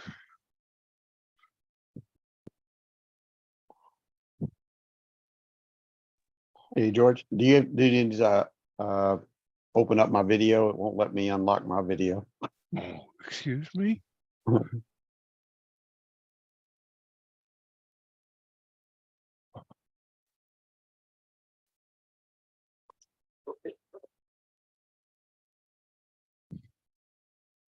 There we go. There we go. Very good. Okay, and now we have time for some questions for Walter, and we'll try to take a 5-minute break before we start Munir's presentation, and maybe Dan Babcock and for XWE will join us for the start of that, and certainly for questions at the end. Okay, Walter, let's see. We don't have any open questions. Any attendees, just raise your hand.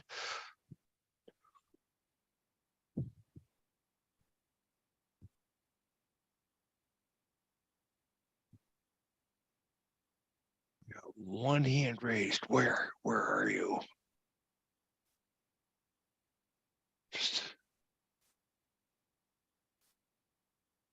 George, it was a question. Any idea how many free DV users are out there? Yeah, that was answered.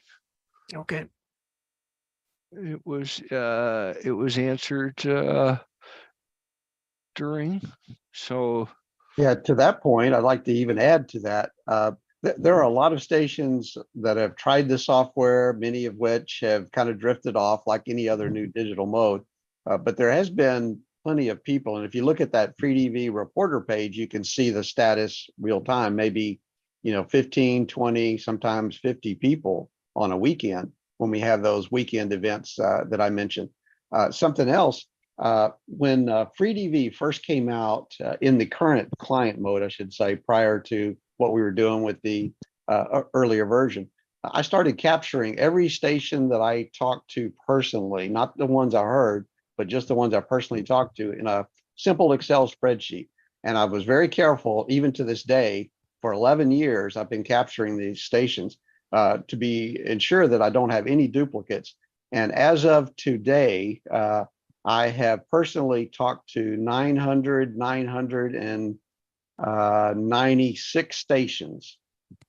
So there have been a lot of people that have come and gone. That certainly does in no way mean that's how many people are on the air today, but there have been a lot of people trying it, and I hope a lot more do try in the future. Right. Okay. So in just a second, Dave. So question from one of our attendees, Lou, KI5FTY. Any difference to the protocol with the new bit rate rules? I'm not aware of that just yet. And that's probably a better question for David Rowe. Maybe even Munir might have some input on that. But so far, we haven't had a need to go get carried away with that too very much. But who knows? There might be some advantages we find in the future. Dave Whitten, go ahead. Oh, I was just going to ask, who are you currently supporting the client version of the software?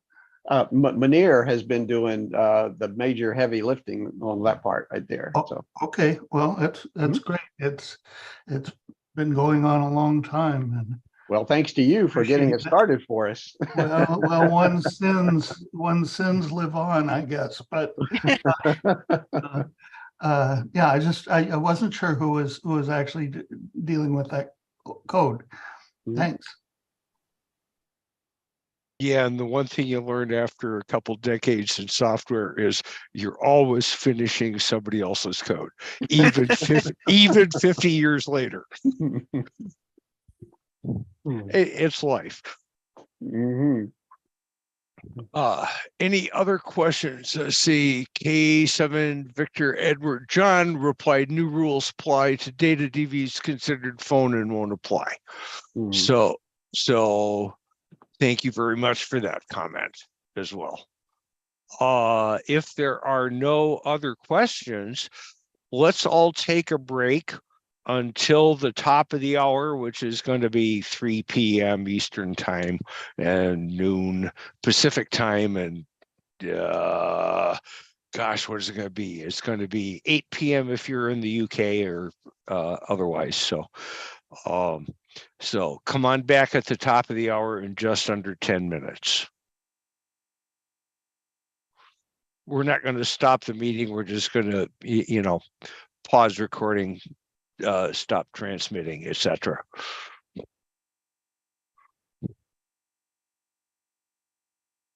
So does that still keep the live stream going, or? Oh yeah, it keeps the live stream going. Okay. Yeah, nobody's going to be forced to sign back in or anything that's like that. It's bio break, food, whatever.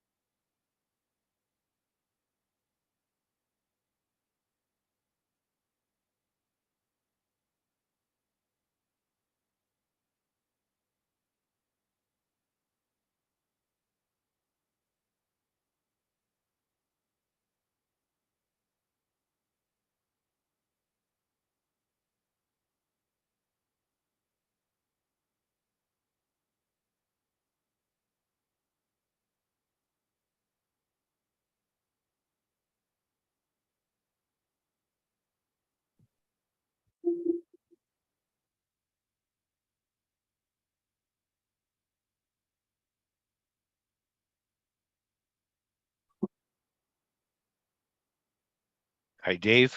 Hello. Get a brief chance for a break. Yes. Yep.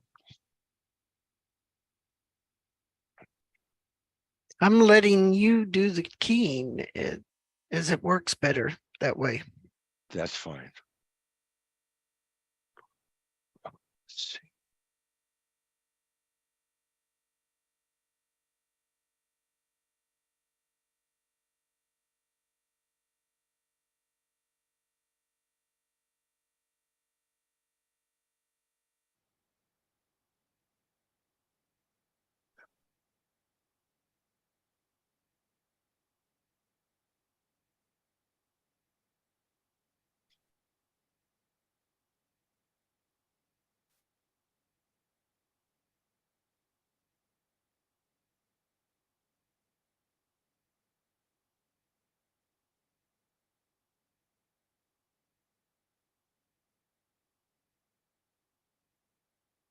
This gives me just a chance to.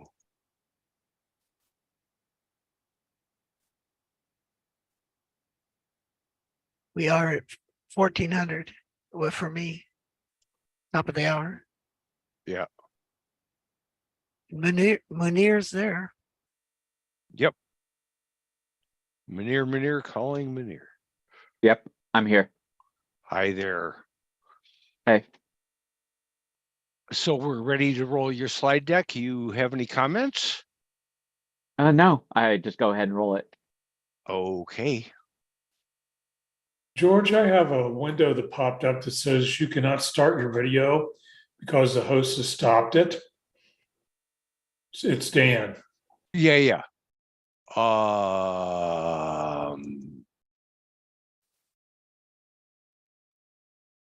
There, you should be Okay, able to start yours now. Yes, I Okay. see your tropical. Yeah, Yes. I'm wondering why I'm not showing up on there. Perhaps it can't tell you from the background. And for some reason, it's not doing a very good job of that. Don't forget to restart the recording. Yeah. There's me. Oh, there's you. Yep. But that's with a different camera. It's not the one I really want to use because the one I want. Let's see. That doesn't work at all. Those are technical issues that I think you need to resolve. Yes. Yeah, I think you're right on that one. Yeah. Think that one. So with that, I'm going to roll Munir's presentation. Okay. After I screen share.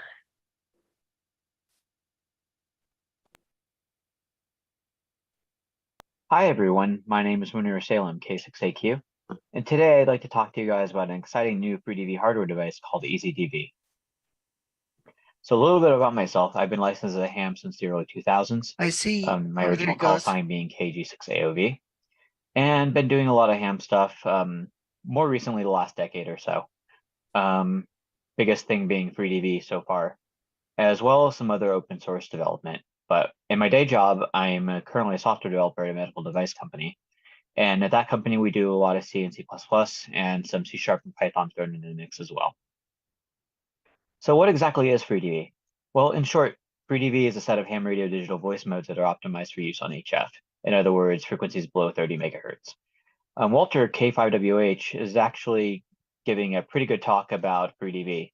And if you're interested in finding out more about the basics, definitely watch his talk.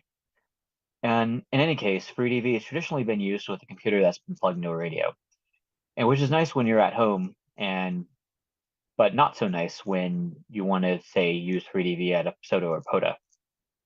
For one thing, you have to carry around a computer in the first place, and that adds some weight to your pack. But even if you're okay with that, you still have to figure out how to power that thing and interface it with your radio. So it adds complexity overall. So the FreeDV project actually already has a hardware device, and this device is called the SM1000.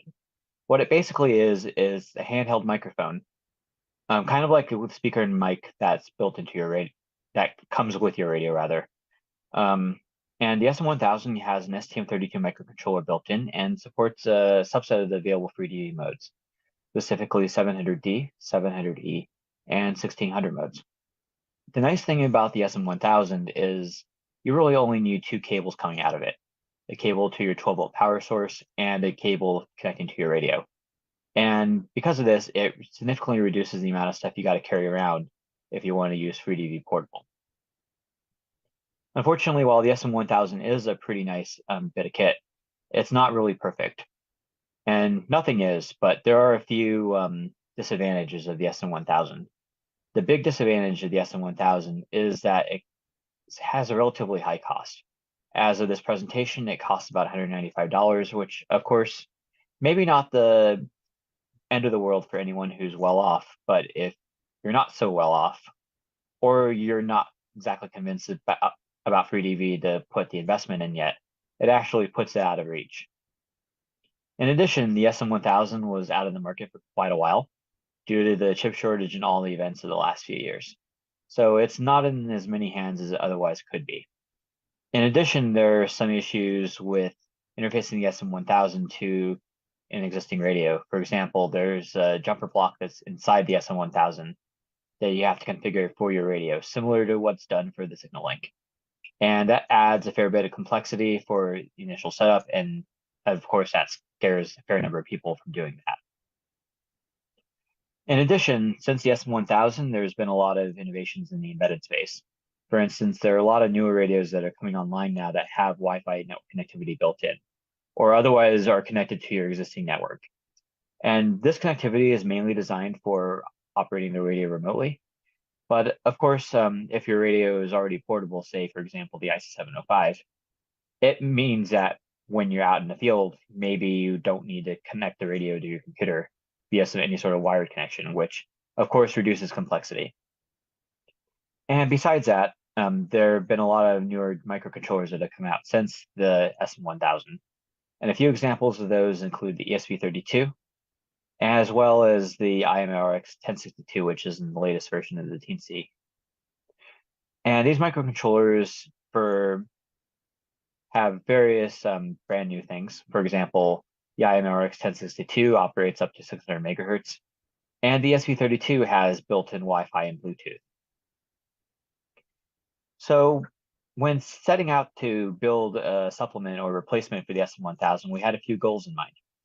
The big goal is to reduce the cost of the device to the customer to make it more affordable and get FreeDV out into more people's hands. And another goal for this is to make it easier to set up and easier to use overall. One big thing that could be improved on is making the radio interfacing more obvious. For example, having a more obvious pinout, or maybe even having preset series of cables that you can buy to plug into the device instead. And also, the new device should more easily be able to integrate state-of-the-art functionality. For example, Wi-Fi connectivity or newer features that are available in the FreeDV Windows, Mac, Linux application, but not necessarily available in the SM1000. So in order to enable this, we had to decide on the microcontroller to go with. And one big deal breaker is that it needs to have floating point support. Unfortunately, because of the way that the Codec 2 library and FreeDV in general is written, we basically need that functionality. For example, I tried to compile the Codec 2 library on the PyPico, and it basically encoded and decoded significantly slower than real time, precisely because the floating point support is software based. And because DSP type stuff is way beyond my expertise, I didn't necessarily want to try to port the Codec 2 and FreeDV libraries into fixed point. So it had to be usable as is. The microcontroller also needed enough peripherals and pins to be able to interface with the devices that this board would need. For example, we basically need one microphone and speaker per channel, and a channel being radio and user side, as well as enough to handle the buttons and LEDs we would need. And it would be nice to do I2C and SPI and so forth for communication with any other chips we have to include onto this board. We'd also want to be able to future-proof as much as possible with our microcontroller selection. So in other words, we wanted to be able to include as much RAM and flash storage as we can without breaking the bank. For example, on the SM1000, we basically had less than a megabyte of flash and less than 192 kilobytes of RAM. And we'd like to be able to exceed that by a wide margin if at all possible. In addition, whatever microcontroller we go with, it would be nice to have Wi-Fi or Bluetooth, etc. built in, or at least make it so that it's easy to integrate a third-party component for that. And it would also be nice to have, maybe not necessarily critical, to have long-term manufacturer support of whatever microcontroller we went with. As hams tend to keep things around for a while, having this long-term manufacturer support means we'd be able to support people for longer. And based on all of that, we decided to go with the ESP32. And one big reason is that it had built-in Wi-Fi, and depending on the variant of the ESP32, either classic Bluetooth or Bluetooth Low Energy. The ESP32 also goes up to a maximum of 240 megahertz clock speed. So it's pretty similar to the STM32F4 that's used in the SM1000 right now. And also, probably the most biggest advantage is that it's very inexpensive. Each ESP32 is about $4 each in small quantities.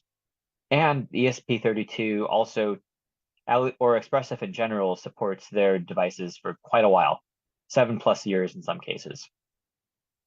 But now that we've decided to go with the ESP32, we needed to decide on the variant of the ESP32 to go with. And based on what they had at the time the ESC-DV was being developed, only the original ESP32 and ESP32S3 had floating point support.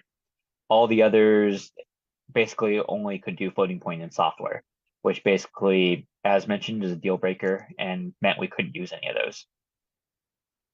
And another nice thing would be Bluetooth support. Both of them do have Bluetooth support, but the S3 only supports Bluetooth Low Energy. Not the biggest deal breaker, but it is something to think about anyway. So now we've decided on the microcontroller, we needed some way to get sound into the EasyDV board. And as you may be familiar, some ESP32 variants do have integrated analog digital converters or digital analog converters. They only have about 12-bit resolution, but of course that may very well be enough for our purposes. The S3 variant, however, only has the ADC and not DAC. So we didn't necessarily want to tie ourselves just to the S3, but so we decided that maybe an audio codec chip is a possibility. And after a lot of looking around, it looked like the Texas Instruments TLV320 was actually reasonably priced, and there's a lot of pre-existing work with the TLV320 available. And the TLV320 is also reasonably priced as well, significantly under $10 per chip in small quantities. So now that we have the way to get sound into the thing, we needed a way to power the thing. And for this, we decided on a standard 3.7 volt LiPo battery. And the nice thing about that is you can get the 3.7 volt LiPo batteries basically from anywhere.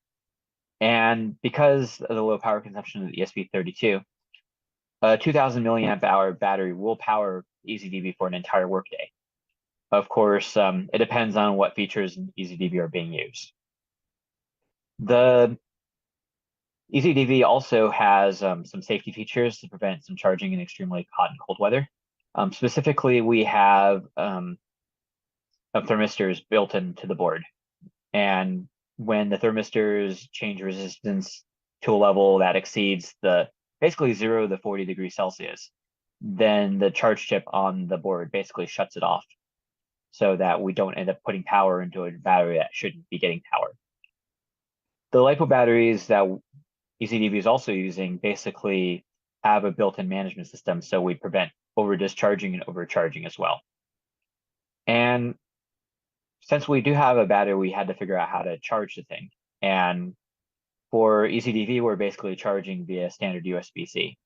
So since it is a standard and a lot of people have USB-C cables floating around, you don't have to worry about making sure you have a specific proprietary or a specific size barrel jack, for example. Like you could just find a USB-C cable and off you go. So now that we have power and and sound, we'd want to be able to interface ECDV with various radios. Now, since we went with the ESP32, that meant that ECDV has Wi-Fi built in. And in the current firmware, that means we support cat control and audio input and output for the Flex 6000 series, as well as the IC705. Now, the nice thing about the Flex 6000 series support in EasyDV is that it basically shows up as another mode in Smart SDR. So you can basically just treat FreeDV as another mode that's built into the Flex radio effectively. And this is really nice, especially when you're using the radio remote, since you can open a Smart SDR on your iPad, for example, and just choose FDVU or FDVL respectively, and operate FreeDV from pretty much anywhere. But for the radios that don't have Wi-Fi built in, there is also a 3.5mm TRRS jack for radio interfacing as well as for wired headsets. And in both cases, the jacks are wired to the Android standard. In other words, the tip is audio out, the first ring is PTT, and then the second ring is ground, and then sleeve is audio input respectively. So on the firmware side of things, the EasyDV firmware was developed in C++ using the ESP-IDF framework. Now, the nice thing about the ESP-IDF is that it's basically a CMake-based build system. And since the Codec 2 library also uses CMake, it basically made it a lot easier to integrate with the EasyDV firmware. ESP-IDF also allows more fine-grained control over the functionality of the firmware versus, say, for example, using Arduino.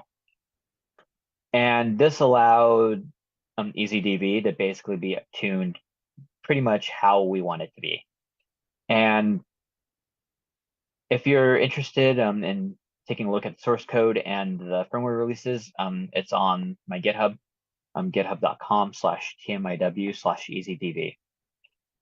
And besides that, the firmware on the EasyDV also has a web-based configuration interface. And this interface is developed with just standard HTML, CSS, and JavaScript. And in addition, we were using basically lightweight versions of Bootstrap and jQuery, simply to reduce the amount of development work on the website of things that we had to do. And also to better enable use of the EasyDV web interface on mobile devices. So now that we have a board, we basically need to have an enclosure for it. And the enclosure for EasyDV was basically developed in the OpenSCAD application.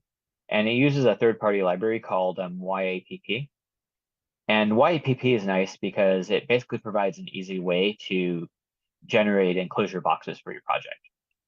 And in order to do that, you simply just needed to provide locations of the buttons and various dimensions. And an OpenSCAD would generate STL files that are suitable for printing on your favorite 3D printer. And during the development of the enclosure, I also was able to use this to good effect to basically roll out prototypes pretty quickly with my 3D printer setup at home. Right now, I'm using an Ender 2 Pro at home, and I've been using PETG for the EasyDV enclosure with pretty good results. And with that, I'm going to go ahead and switch over to a demo of what the EasyDV board actually looks like and how to use EasyDV.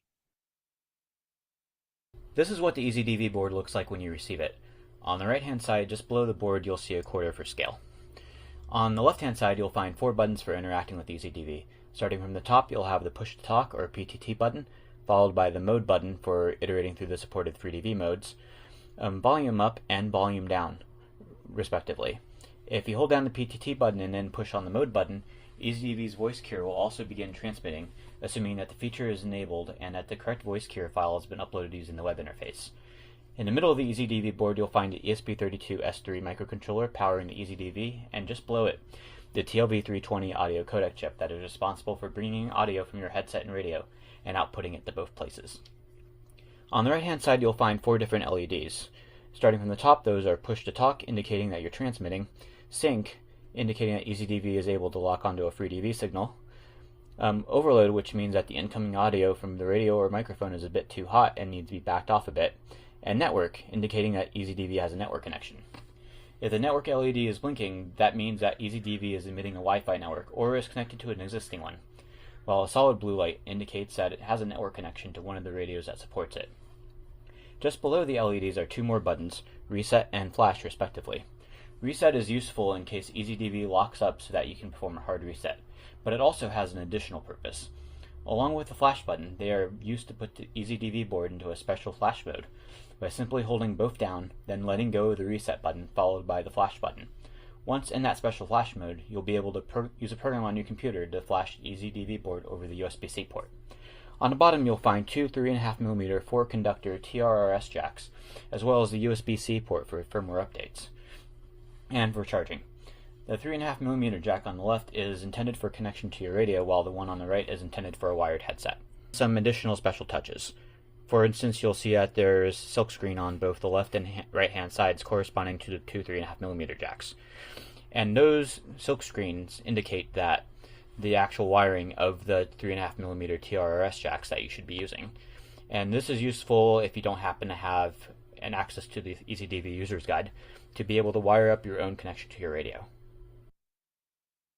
EasyDV also supports connecting certain radios over its Wi-Fi interface. By default, Wi-Fi is disabled, but you can enable it by holding down the volume down button while turning on EasyDV.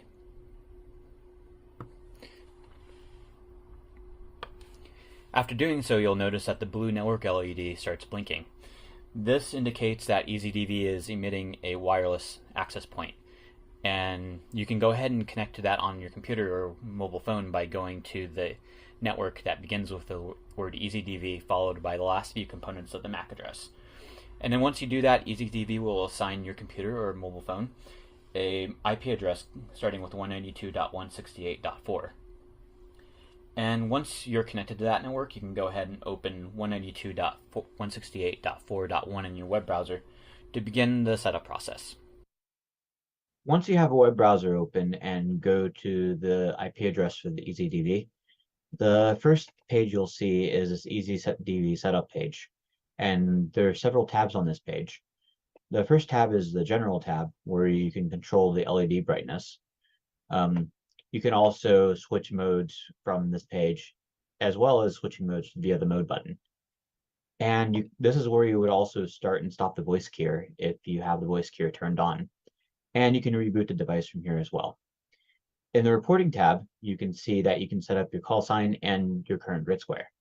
Now, if you do this, this enables the FreeDV Reporter feature, by where if EasyDV detects a signal from someone else, they will report to the FreeDV Reporter servers if there's internet access. And I recommend turning this on by configuring your call sign and grid square and pushing save.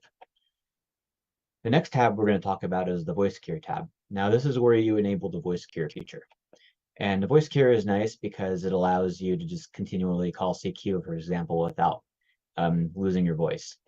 So in order to turn on the voice keyer, you would go ahead and click the Enable Voice Keyer checkbox, and then you would upload a voice keyer file. Now, the voice keyer file needs to be a mono 8 kHz sample rate WAV file. And if it doesn't satisfy that condition, then EasyDV will error out and let you know. Here you can also configure the number of times you want the voice keyer file to transmit, as well as the number of seconds to wait before transmitting the voice keyer file again. And once you have everything filled in here, you can go ahead and push save so that the voice keyer file uploads to the EasyDV. The Wi-Fi tab is where you would configure Wi-Fi access for the EasyDV. And by default, Wi-Fi is disabled, but you can go ahead and enable Wi-Fi here. And once you enable Wi-Fi, you can either configure EasyDV as a client for another wireless network, or you can have it be its own access point. Regardless, you want to put the name of the Wi-Fi network that it should either create or join, and the password as appropriate. If you're creating an access point, you also have the ability to choose what kind of encryption you want to have for EasyDV's access point. And I recommend WPA2, but other options are available as well. You can also change the Wi-Fi channel that it uses from 1 to 11, depending on what other interference there is in your local environment. And once you have it configured the way that you would like, you'd go ahead and push save. Note that Wi-Fi changes require rebooting the EasyDV before they take effect. The next tab here is the radio tab. Here you can choose several options. This checkbox here lets you enable using PTT with any button that is on your wired headset. And this is nice because it prevents you from having to hold down the push to talk button while you're talking. You just push the PTT on your headset once, talk, and then push it again to stop transmitting. The next option here is the timeout timer, and this prevents EasyDB from getting stuck in transmit forever. Right now I have it configured for 120 seconds or 2 minutes, after which EasyDB will automatically stop transmitting. And then finally, for certain radios, currently the Flex 6000 series and the ICOM IC705, I can have EasyDB use that for the radio interface instead of a wired connection. In this example here, I have it configured for my Flex 6300. So I went ahead and chose Flex 6000 series. And once you choose the Flex 6000 series, you'll have another drop-down that will let you choose whatever Flex radios that are detected on your network. In this case, I only have one Flex radio on my network, so I went ahead and chose that. And once you choose that, it will fill in the IP address accordingly. Likewise, if you choose the IC705, you'll want to put the username and password that you have configured on your radio, as well as the port number. By default, that should be 50,001. But of course, it depends on what you have set up on your radio yourself. And once you have that configured the way you like, you would go ahead and push save. And just as with the Wi-Fi tab, changes to the radio tab don't take effect until you reboot EasyDB. Finally, we have the firmware update tab. This is where you would flash new versions of the firmware as they come out. And it's a pretty simple process to do. You just go ahead and choose the firmware file you've downloaded from GitHub. And there's a couple versions you can download. The version that ends in -OTA is the version you'll want to upload here. The full version does work as well, but it's a little bit more of a download. Just OTA is all you need to update EasyDB. So once you have a file selected, you can go ahead and update. It will take a few minutes for that to happen. And once that happens, it will let you know that it completed. And as with the Wi-Fi and radio tabs, you'll want to go to the general tab and choose reboot and have the EasyDB reboot for the firmware update to take effect. I mentioned previously that EasyDB supports connecting to the Flex 6000 series of radios via Wi-Fi. And here's an example of what it looks like when you do that. On the screen right now, I have Smart SDR loaded and running on 14.236 megahertz, the frequency where most FreeDB activity happens. As you can see here, the current mode that I have running is called FDVU. And you'll notice that if you go to the list of modes in Smart SDR, you'll notice that there's an FDVU and FDVL mode. So from the perspective of Smart SDR, FreeDB is simply another mode that's built into the radio.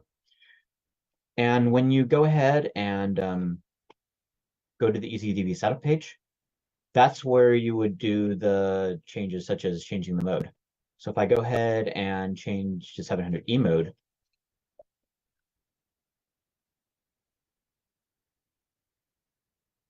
you'll hear that the EasyDB will pipe all the audio to Smart SDR for playback on your computer or other device.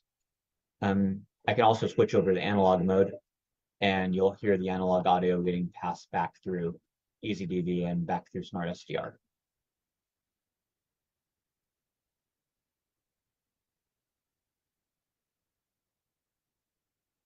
And in fact, using FreeDB through the Flex 6000 series radios with EasyDB is just like using any other mode. So for example, I can go ahead and click on the MOX button to transmit after I turn off the DAX, rather. This is Kilo 6 Alpha Quebec K6AQ testing FreeDB 700 Delta using EasyDB handheld device.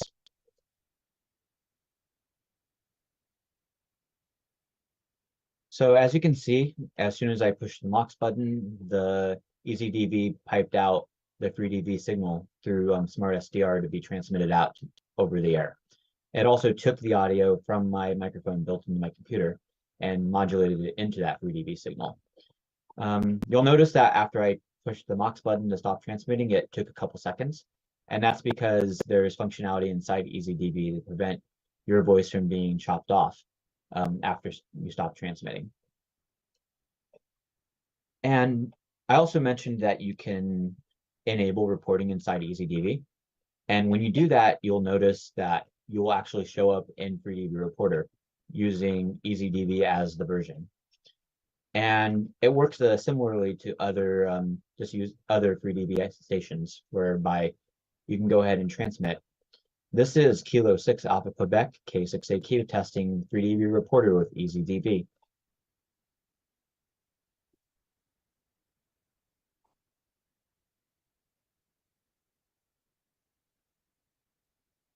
And you may have noticed that just like with the normal 3DB application, as long as my radio was transmitting, I had a red background by my call sign. If I was receiving anyone at this moment, I would actually turn blue, just like with the regular 3DB application. So EasyDB is pretty much a first-class product in the 3DB ecosystem, in that it works pretty similarly to the 3DB application. As mentioned before, EasyDB supports Wi-Fi connection to the ICOM IC705. And in this example, I've already set up EasyDB to connect to the IC705. So we're going to go ahead and prepare the IC705 to actually connect to the EasyDB. Now to do this on your IC705, you'd go ahead and push Menu, Set, and then go to WLAN Set. And then you'll want to go to the connection setting station. Connection setting station, and then choose access point, and then give it like a minute for your access point to appear. I set up the EasyDB to emit its own access point called Munir's EasyDB. So if I go ahead and tap on that, you'll notice that it's connecting, and in a minute it will fully connect, as you can see there. And you can, at that point, you can go back to the front of the EasyDB, and you'll notice that there's a WLAN indicator on top now, indicating that it is connected to the EasyDB. And in fact, if I go ahead and push transmit, you'll see that we switched to the transmit mode, and letting go put it back into receive. And another thing that's good to do is to make sure, if you go back to menu and do set, and then go to connectors, and then mod input, you'll want to make sure that the data mod is set to WLAN, or else audio from EasyDB will not reach the IC705 when you're transmitting. With that, I got some exciting news for you guys, and that is that Tapr is going to start producing and selling the EasyDB board. Right now, Tapr is funding the final testing and production of this board, with a target date beginning of 2024. And once it ends up on the Tapr store, the EasyDB will include the EasyDB board itself, a battery, and an enclosure to go along with it. And hopefully that will allow it to end up in the hands of more and more people. And I'd like to thank Tapr for providing this opportunity to get EasyDB out there. And with that, I'd like to thank you guys for listening to me talk today. If I don't get to your question today, you can contact me anytime. My email address is munir@gmail.com. Or if you end up on the 3DB Discord, my username is TheMindIsWatching. And the username on GitHub is TMIW. In addition, if you have any EasyDB firmware questions, you can go to the digital voice mailing list, which is linked on 3db.org. And with that, I'm going to go ahead and open it up for questions.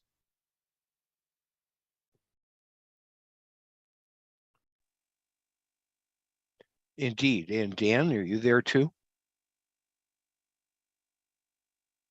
Yes, George, I'm here. Good. Okay, so we had what, one question which you answered in the chat, Munir? Yep. And then I think he wrote back out with another question, but I think he was just responding to my answer. The bummer, yeah. Yeah. Yeah, no doubt.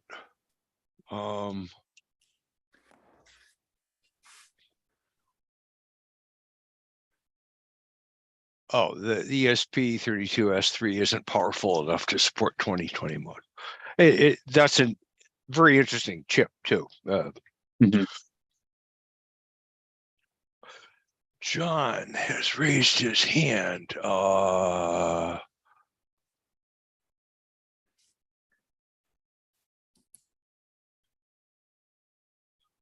Go ahead, John. Hi, John here, K5VGM. Munir, I have a 857,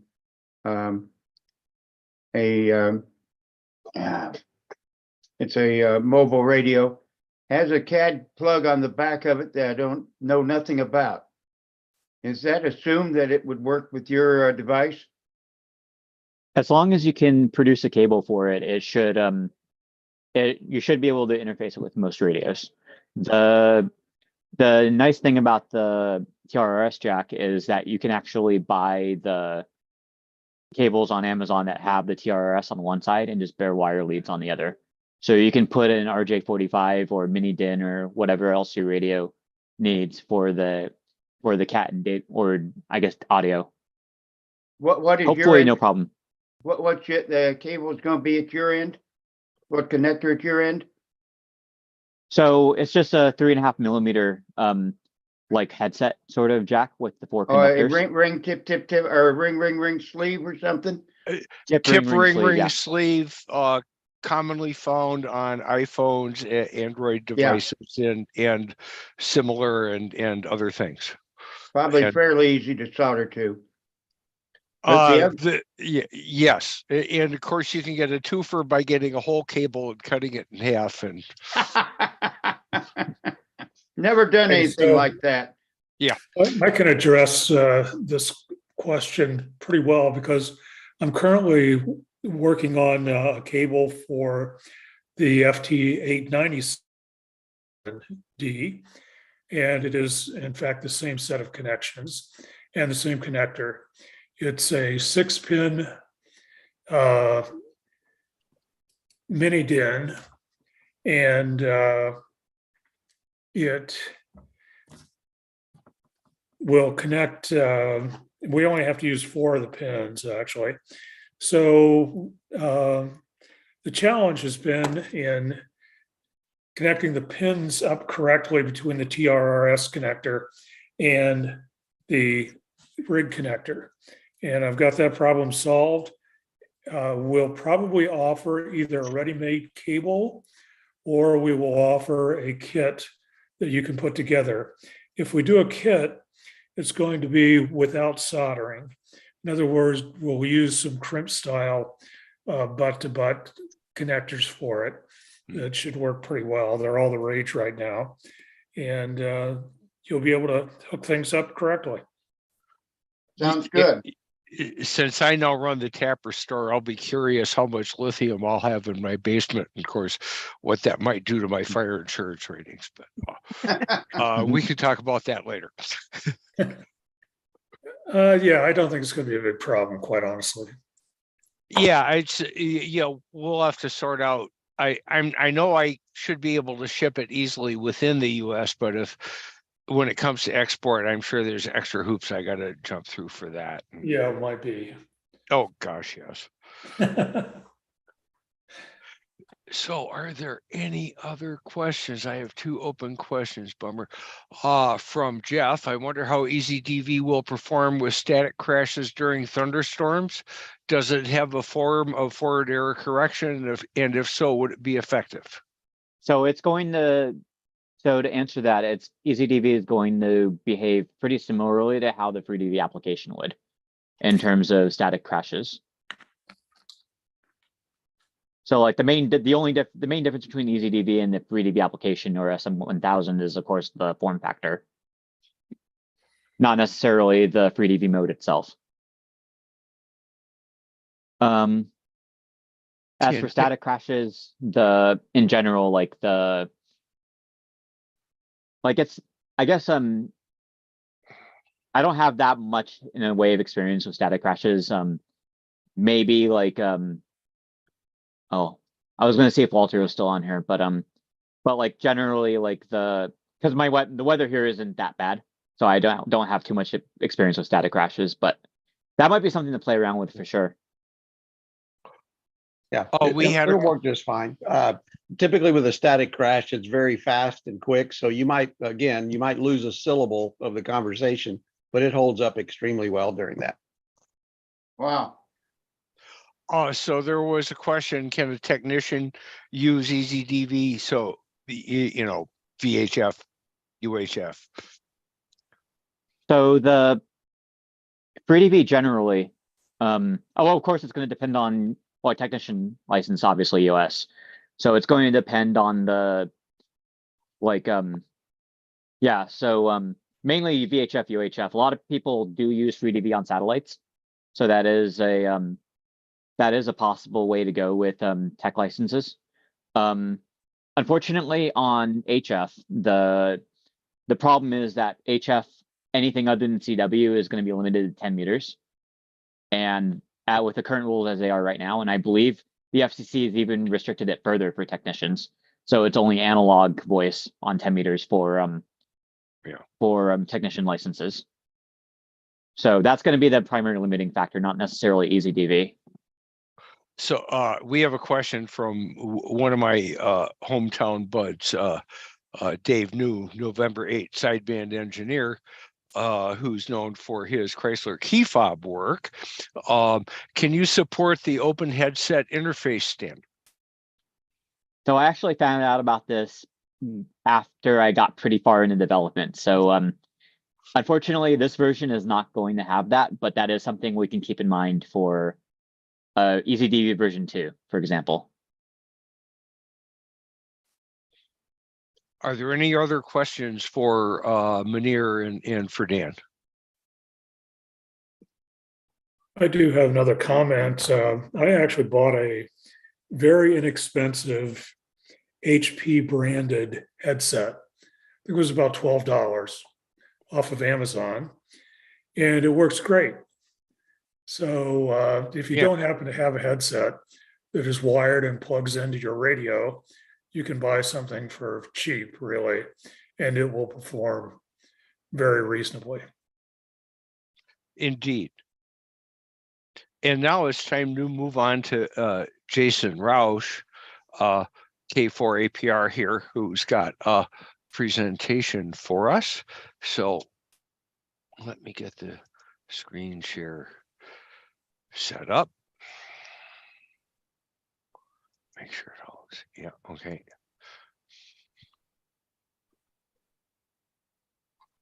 Hi, I'm Jason, K4APR, and in this presentation I'm going to be talking about the ESP32 APRS tracker, the ESP32 APRS mini terminal, and the ESP32 LoRa module. Just a quick introduction. Again, I'm Jason Roush, K4APR. I live in Chesapeake, Virginia. I've been licensed about 30 years, and my particular interests in the hobby are packet, APRS, DMR, and P25 voice, digital voice audio. I was recently asked to join the APRS Foundation Board of Directors, so I'm very proud of that, and that makes APRS very near and dear to my heart. And then last, I own and operate RPC Electronics LLC. My partner and friend in these projects is Remy Bilodeau, and he's located in Prusik, Quebec, in Canada. He's been licensed about 33 years, and he's also in APRS, obviously, and he also does a lot with LoRa and solar-powered weather stations. And I call him the embedded programming master. There's no way I could do any of these things without his amazing coding ability, and he really makes all of this work.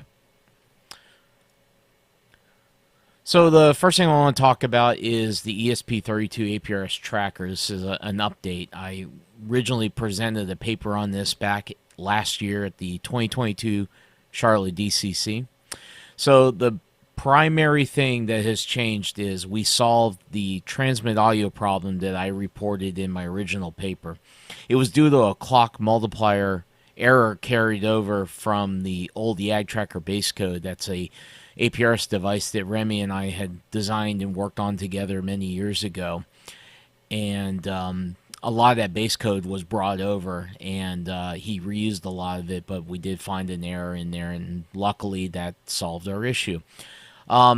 Another change we made was going from a USB micro connector to a USB-C connector. It seems that everything's really going in that direction, and it's a much more robust connector compared to the USB micro. We did have some transmit audio low-pass filter improvement by tweaking some of the cap values. Another thing we did was we added a bunch more LEDs. Well, not a bunch. We added a few more, but we now have an LED for power, transmit, DCD, receive when you receive a good packet, Bluetooth, Wi-Fi, and GPS status. So those LEDs at a glance will tell you what the tracker is doing and what state everything's in. We also added a button to act as a Wi-Fi access point on boot button. And what that basically is when you hold that button on power up, the tracker will create an access point over Wi-Fi that you'll be able to connect to and go to a web browser and do all your configuration. And then when you power cycle the tracker, it will go back into normal tracker mode. We also improved the multi-decoder routines. Right now, it will run the packet through multiple decoders, and it will try to find a way to decode every single packet. And with our tests, we've had some very, very good output from those routines as far as being able to decode the packets coming in. We also had the tracker time slotting feature, and this basically is using the GPS to time slot multiple trackers, so you can tell tracker 1 to start at the 0 of the 60 seconds of the minute. You can tell tracker 2 to do it at 5 seconds, 3 is at 10 seconds, and so forth. And this ensures that if you have multiple trackers on the channel, they will all transmit in their little time slot and never transmit over top of each other. So that's a new feature we added in. We have full Bluetooth support now for both the serial port protocol as well as iOS Bluetooth low energy, and we've fully tested that with Android and iOS devices, and it's working very well. Lastly, we've added some additional sensors. We can now measure voltage, current, temperature, humidity, and pressure all on the board, and the tags that you'll see there is %V, %C, and so forth. Those can all be inserted into the comment string on the packet, and the values for those particular tags, for example, %V is voltage, it will insert that voltage information into the comment. So this is a picture of the current hardware. You can see the LEDs are all lined up here on one edge. And there's a boot button up towards the top here, or I'm sorry, that's the AP on boot button we've added, and the USB-C connector. Other than that, everything else has pretty much stayed the same as the previous hardware. This is just a little breakdown of the hardware that kind of points out some key things, key features. For example, the humidity and pressure sensor, the voltage and current sensor, and of course that AP on boot button that I mentioned. Okay, let's talk about the ESP32 APRS mini terminal. So this is a full-featured APRS terminal with an LCD. It has a 320 by 240 TFT LCD with a resistive touch on it. It has a completely rewritten graphics engine from the original monochrome YAG tracker that we originally designed and sold years ago. The screens are all scaled up to fit that new resolution. They have full color icons. It has a map plot screen that has some color. We may even be adding in some icons if you're zoomed in really close where the icons would make sense to actually have them visible. It includes the same internal GPS and telemetry sensors that are on the regular tracker as well. And since this is compact and has the TNC and everything built in, it's a perfect addition to just a VHF radio to make a mobile APRS station, much like the Yaesu FTM 400 that just recently was discontinued. This is a good alternative if you don't want to go out and find one of those at a way marked up price. So here's the hardware from the back side. You can see that it has the same ESP32 processor. It has a mini DIN connector for the radio interface. We did go to the USB-C on this as well, and there is an SMA connector there for the GPS. And then we also included the CR2032 backup battery for the GPS so that we get very quick lock from a cold start. This is just an example of one of the screens. We call this the station detail screen. This is basically a live, whenever a packet comes in live, this is going to be what you'll be presented with. you'll see the call sign and the position data, or I'm sorry, the speed, heading, that sort of thing, the icon. And this is changes as the packets come in. Now, those left and right buttons, you can actually scroll back and forward the last 10 stations, so you can look at some of the history that's come in. This is the station list screen, and basically just lists out all the stations that you've heard. There is a pop-up menu that will allow you to sort this by distance, time, and so forth. And those are all accessed with these buttons on the bottom of the screen. This is the map plot screen. It does look a little cluttered right now. As you zoom in on the stations, it's less cluttered. There is a declutter function that will allow you to turn off the call signs and just go to little circles. And those little circles are nice if you have a lot of stations and you're just trying to see what the station density is on the map.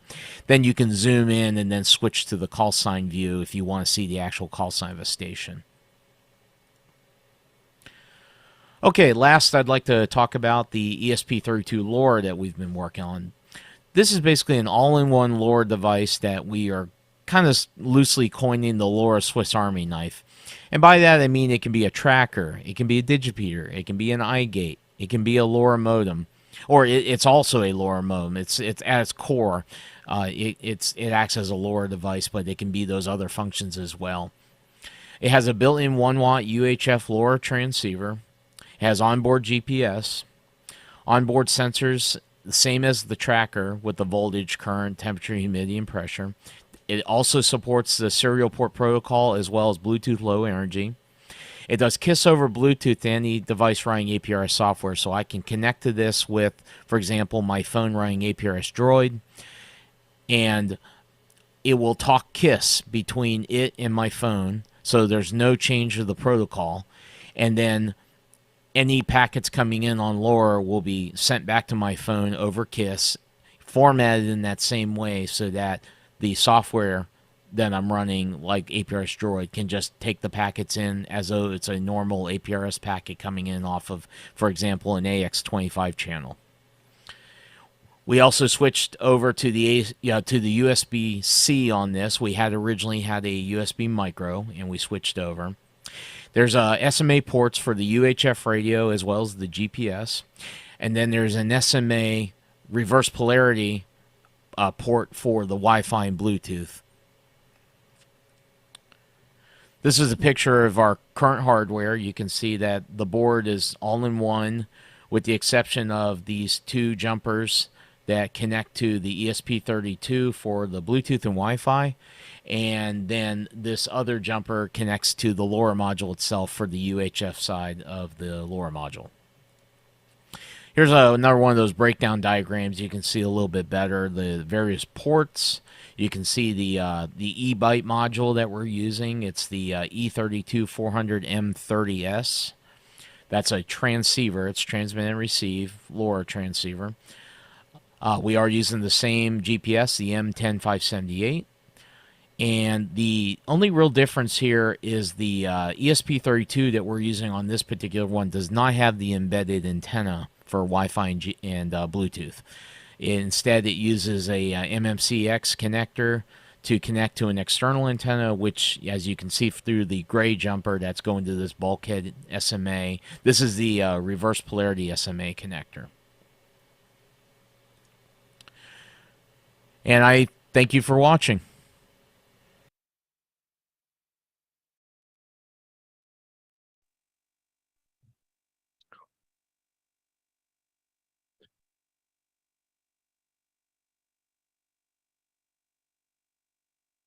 Jason? Go ahead, Jason. What am I going with? Questions? Any questions? Oh, questions, yeah. What? Sure. John, N6VEG says, what LoRa frequency do you use, 433 or 915? 433. Dave Witten has his hand up. Mine was the same question. Yeah. Same answer. Same answer. I'm consistent. Yeah, I'm going with that.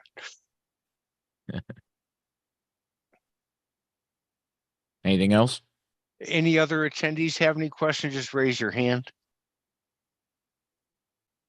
I have a question, Jason. Sure. For 433, do you have to do any modifications to the antenna to make it work well? Well, the antenna you saw in the picture, I've been buying those stock, and as usual, they claim that that thing will do, DC to light. You know how it is with these Amazon marketing things. I swept it with the TDR, and down at the 433 range, it's just like any other rubber ducky. It's a tuned dummy load. And basically it's fair enough, but I've done any of my real world testing using an actual tuned quarter wave UHF antenna, like an NMO UHF tuned antenna on my vehicle. So anytime I've done the real world testing, but on the bench, those little rubber duckies have been fair. Jason, there's another question from Ed November 3 Echo Delta, who says it's important to document where you can purchase these or when you can purchase these. Would you address that? Sure. So keep an eye at rpc-electronics.com. That's where we post any updates to any of the products that we're working on. And that will be the first place it will be announced that something is available. Also regularly post in some of the Facebook groups and some of the other usual corners of the internet. But rpc-electronics.com is the place where you'll find that. To not to put a fine point on it, but do you have an expected timeline when you think you'll have something people can have? So the regular tracker, we are probably with first quarter we're looking at with that. With the mini terminal, I just happen to have one of the prototypes in my hand here. This is probably going to be second quarter, I'm guessing, because we're just kind of working out. Okay. And then the LoRa module, I would like to have that out by second quarter as well. We're actually looking at swapping up the e-byte module to a different module that Remy is actively working with, that he's claiming is a lot better to work with than the one you saw in the pictures. So that hardware is probably going to get a drastic revision here shortly. And as long as it's playing nice with his firmware, that would probably be looking at second quarter as well. And from John November 6 Victor Echo Golf, do you need to send call sign within a LoRa packet? That's a good question. I would imagine you would, just for the legal standpoint. Now with the way it works with us, the way we're formatting everything, the call sign is automatically part of that packet. So whether it's required or not, it's there. So that's the best answer I can give you on that for right now. I'm putting that as you don't know for sure, but you include the call sign. Yes, sir.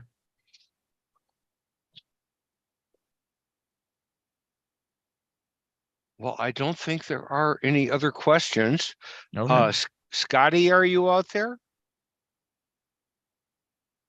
Dave, would you like to say a few remarks to wrap up the DCC? Okay. Before we have Scotty wrap it up? And Yes. just to be clear, after that's concluded, we're going to stop the YouTube stream permanently, pause the recording, and be on break until 4:30, when we'll start the Tapr annual general membership meeting. Remember, that's 4:30 Eastern. 4:30 Eastern time. Yes. Yes. 1:30 Pacific. Yes. And please come and this is the annual Tapr general meeting, and we'll discuss some of the affairs of Tapr at that point. Well, and people can place themselves in nomination for director positions. There are there are 3 that are up for election this year. Yes. Dave, do you have any final remarks for the DCC before we turn it over to Scotty for his final remarks? Well, I want to thank everybody who presented. It's been a wonderful mini DCC, and I'm quite happy with what each of the authors have been able to present. And for the record, I think our high was about 80 people on the webinar and about 15 to 17 on the YouTube stream watching. Yes. Oh, pushing 100 total. Yeah. Yep. Very good. So that's it for me. Anyway, so I'll conclude also echoing Dave's comments. Thank you everyone for coming. It was a great virtual DCC, and thank you to all the participants for listening and for the presenters for presenting, and also to our great guys here, George and Dave, and all the people behind the scenes like John and 8UR, who really helped make this possible and pulled it together at the last minute. So we really appreciate you guys, and maybe we'll, if you hang around for the annual meeting coming up, we will have a discussion on maybe a live one next time, or maybe a virtual one next time. It'll be really want to see what you as the members think. So that's it for me, George. Yeah, we might well just put a poll up during the meeting for people to answer. So Scotty, do you have like a slide deck for the meeting? I do. And maybe you could share your screen and put that up so that we have something to fill the air with while we're on break until 4:30. I will do that right now. Let's see, hold on a second. Let me get and so with that, thank you all, and I'm going to end the YouTube stream.